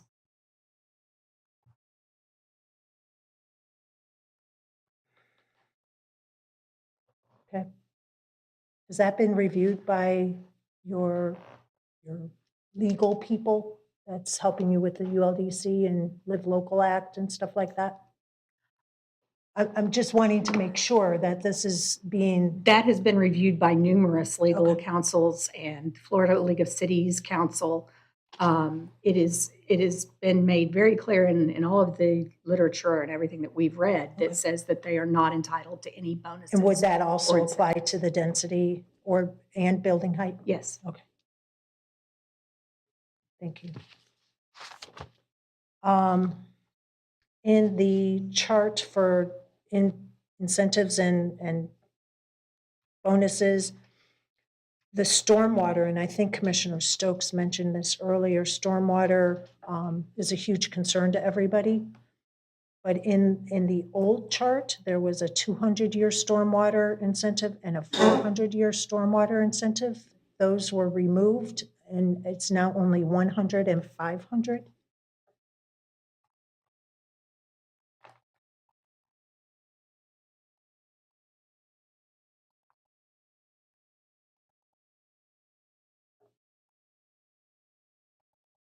Forgive me, we were not prepared to discuss Chapter 3 in its entirety, so give me a moment to get to the bonuses and incentives.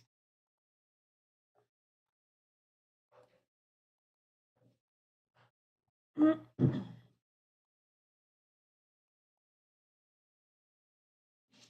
along the same vein is there's a 100-year 72-hour storm and a 100-year 7-day storm that has new language added in.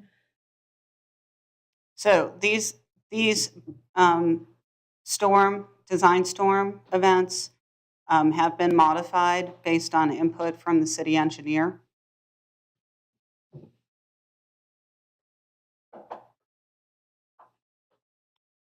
So we don't have 200 and 400-year storm things anymore. It's just 100 and 500? Correct. Okay, thank you. So the 100-year 72-hour storm and a 100-year 7-day storm, that's new. I didn't know that was a new regulation. It's not a new regulation. So what was in the Incentive, original, sorry, a new what was in the incentive. original draft was a placeholder, an example. Katie Wallner and I are not stormwater experts, so we put that in there as a placeholder. Then we had some additional conversations with the city stormwater engineer, Elizabeth Wong, and these design storm types are actually design storm types that there are engineering models for in building a stormwater plan. Now, we are going to be requiring the 100-year 24-hour storm as a base requirement for all development. The incentives will only apply if a developer designs to a higher level design storm. So the incentive is based, so the standard is a 100-year storm, correct? I want to make sure I'm understanding. 100-year storm. 24-hour storm. If they design to a higher level storm, whether 100-year 3-day, which is the 72-hour, or 100-year 7-day, or the 500-year event, then they will receive those incentives. Thank you. And my last question, and I think I heard everybody cheer, has to do with multifamily density and intensity. And I believe it was previously 30 dwelling units per acre. And it appears, and it's hard to tell if it's changed to 15 or if that's now like there is no density in it. There will be no density measurement under the modified ULDC provisions for mixed-use areas. Mixed-use development, when it is vertically integrated, is measured by floor area ratio. Only standalone residential is measured by density. So this is under residential uses and activity centers. And it's a density and intensity for multifamily. And it's now not going to have any density for just a multifamily development? Multifamily will have to be vertically integrated into a mixed-use building. When you have vertically integrated residential, it's measured by the floor area ratio. So we have a mixed-use development with commercial on the bottom floor and then residential above. The square footage and the limitation of 65% of the floor area will be imposed rather than the density standard. Couldn't quite tell if it was struck out, changed, underlined, or what, so thank you for that. Mayor, that's really all the questions that I have. I have comments, but I don't know if now would be the appropriate time or what, so I'm done with my questions. Thank you for the leeway in the conversation. Thank you, Commissioner. I'm not seeing any other lights on. So Assistant City Clerk, do we have any public comment on this item? We do. Jasmine Bowman. Regarding the proposed zoning map, I oppose the various parcels that would be zoned MX1 or mixed-use transitional along Salford, Cranberry, and Chamberlain. The description of MX1 sounds like it can include almost anything. The mixed-use transitional district supports commercial and transitional space between low-density and higher-density districts. This district allows a variety of residential, office, and commercial uses which may be developed separately or in combination. How can it be a transitional space between the low-density and higher-density districts when these parcels are smack dab in the middle of nothing but low-density single-family homes? This makes no sense. We do not want strip malls and apartment buildings in the middle of our quiet neighborhoods. There is already plenty of shopping available nearby, and this type of development in our neighborhoods would only make them ugly, crowded, and of course, lowers property values while crime goes up. No to all MX1 zoning islands in the midst of single-family homes. That is all. Thank you, Assistant City Clerk. Before I adjourn this meeting, I just want to thank staff for accommodating our request to revisit activity centers. I want to thank Commissioner Stokes for bringing that up. You had indeed done an awful lot of work on those definitions and their footprint, and I really appreciate the effort. I'm glad we had the conversation. I'm very impressed with the work you've done based on community and commission input. So without any further ado, it is 1:05 p.m. and I am adjourning the City Commission workshop.